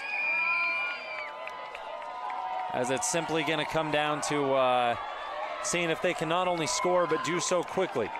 I don't see I don't see Mason out on the field right now at this moment in time. Going all receivers all the way through. Mustangs send forward. They're going to get home. They're going to get home. Big time takedown for the Mustangs with the sack. Kaysen Cuff again coming around that edge. He had a big first half. And you say gets home for the sack. Timeout by Desert Hills. We'll take it with them, buddy. 28-17. It's the Mustangs. 1:53. Desert Hills will have a 3rd and long. Feeling held back by pain? It's time to discover Dixie Chiropractic, where we're all about making life extraordinary. Whether you need to recover from a car accident or if you're just tired of chronic pain, we're here to help you live your best life. We don't just treat symptoms, we get to the root of the issue. Dr. Ward Wagner and his team use cutting-edge methods to ensure your journey to wellness is as effective as it is compassionate. Visit DixieChiro.com or call Dixie Chiro at 435-673-1443 to live life pain-free. DixieChiro.com. Welcome back to the action, brought to you in part by Ideal Home and Paints.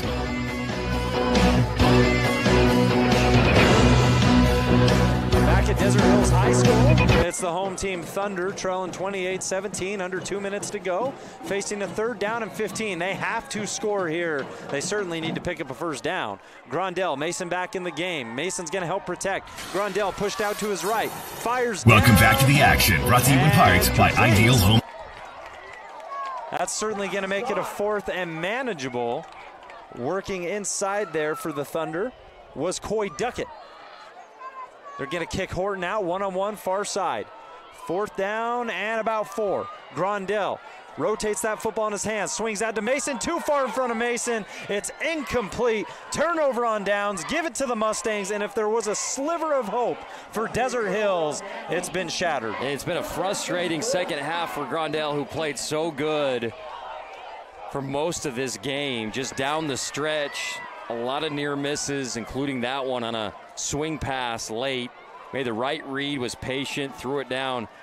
Just overshot Mason on the swing pass. And now maybe Crimson Cliffs has an opportunity to milk this one away with just 1:25 on our Nets on Fire clock. They'll bring in Sherritt. They'll bring in Christiansen. And, of course, it's Christiansen on the carry. And he is going to be torn down to the turf. Someone went low, someone went high. And whoever went high had hands on that helmet as a flag flies. I think that's what the call is going to be. Unnecessary roughness on Desert Hills. And that's what the whole sideline is yelling for, especially on McCord Christiansen, who's taken about as much roughness as he can take for one night. We're going to look at the box score and see an enormous amount of carries that he's had, right? Yeah, exactly. The old wear and tear system on him right now has got to be pretty high. He's been the bell cow, the workhorse. Whatever farm comparison you want to make there. But you know what? He's been out there making hay tonight. Whatever the call was, it wasn't what I thought it was going to be. No, I didn't. Just a 5-yard penalty. I mean, gives them a first down. And are they in the formation right here? Looks like a shotgun victory formation. Yeah. I was hoping they were going to send it over the quarterback's head and they were going to punt it away and go No, we're past that point of trickeration here. Victory formation it is as Sherritt takes a knee. Clock dwindles down. We're officially under 35 seconds, and the Mustangs well on their way to 2-0 in region play. They dispatched Cedar last week. They're going to walk out of Desert Hills with a win, and Crimson Cliffs 3-2 on the year. Wasn't the prettiest start. They played high-quality opponents. They learned a lot from it. And once they beat Springville AT, I think a lot of people realize this Mustang squad is for real, and them taking down the Thunder on the road tonight is the biggest step in the right direction to prove that they are the class of Region 9. Moving forward, 28-17. That's your final at Desert Hills. It's the Crimson Cliffs Mustangs on top. Stay tuned for our post-game show. We'll get you a couple awards handed out, some final scoring summaries around the region as well. But for now, for those on our sportsradio977.com, we're going to say goodnight to you, get things done on the radio side in terms of post-game. It is the Crimson Cliffs Mustangs, 2-0 in region. They win it 28-17 over their lifetime rival, Desert Hills. Power your adventure with the all-electric 2024 Subaru Solterra. It has the rugged versatility of standard symmetrical all-wheel drive.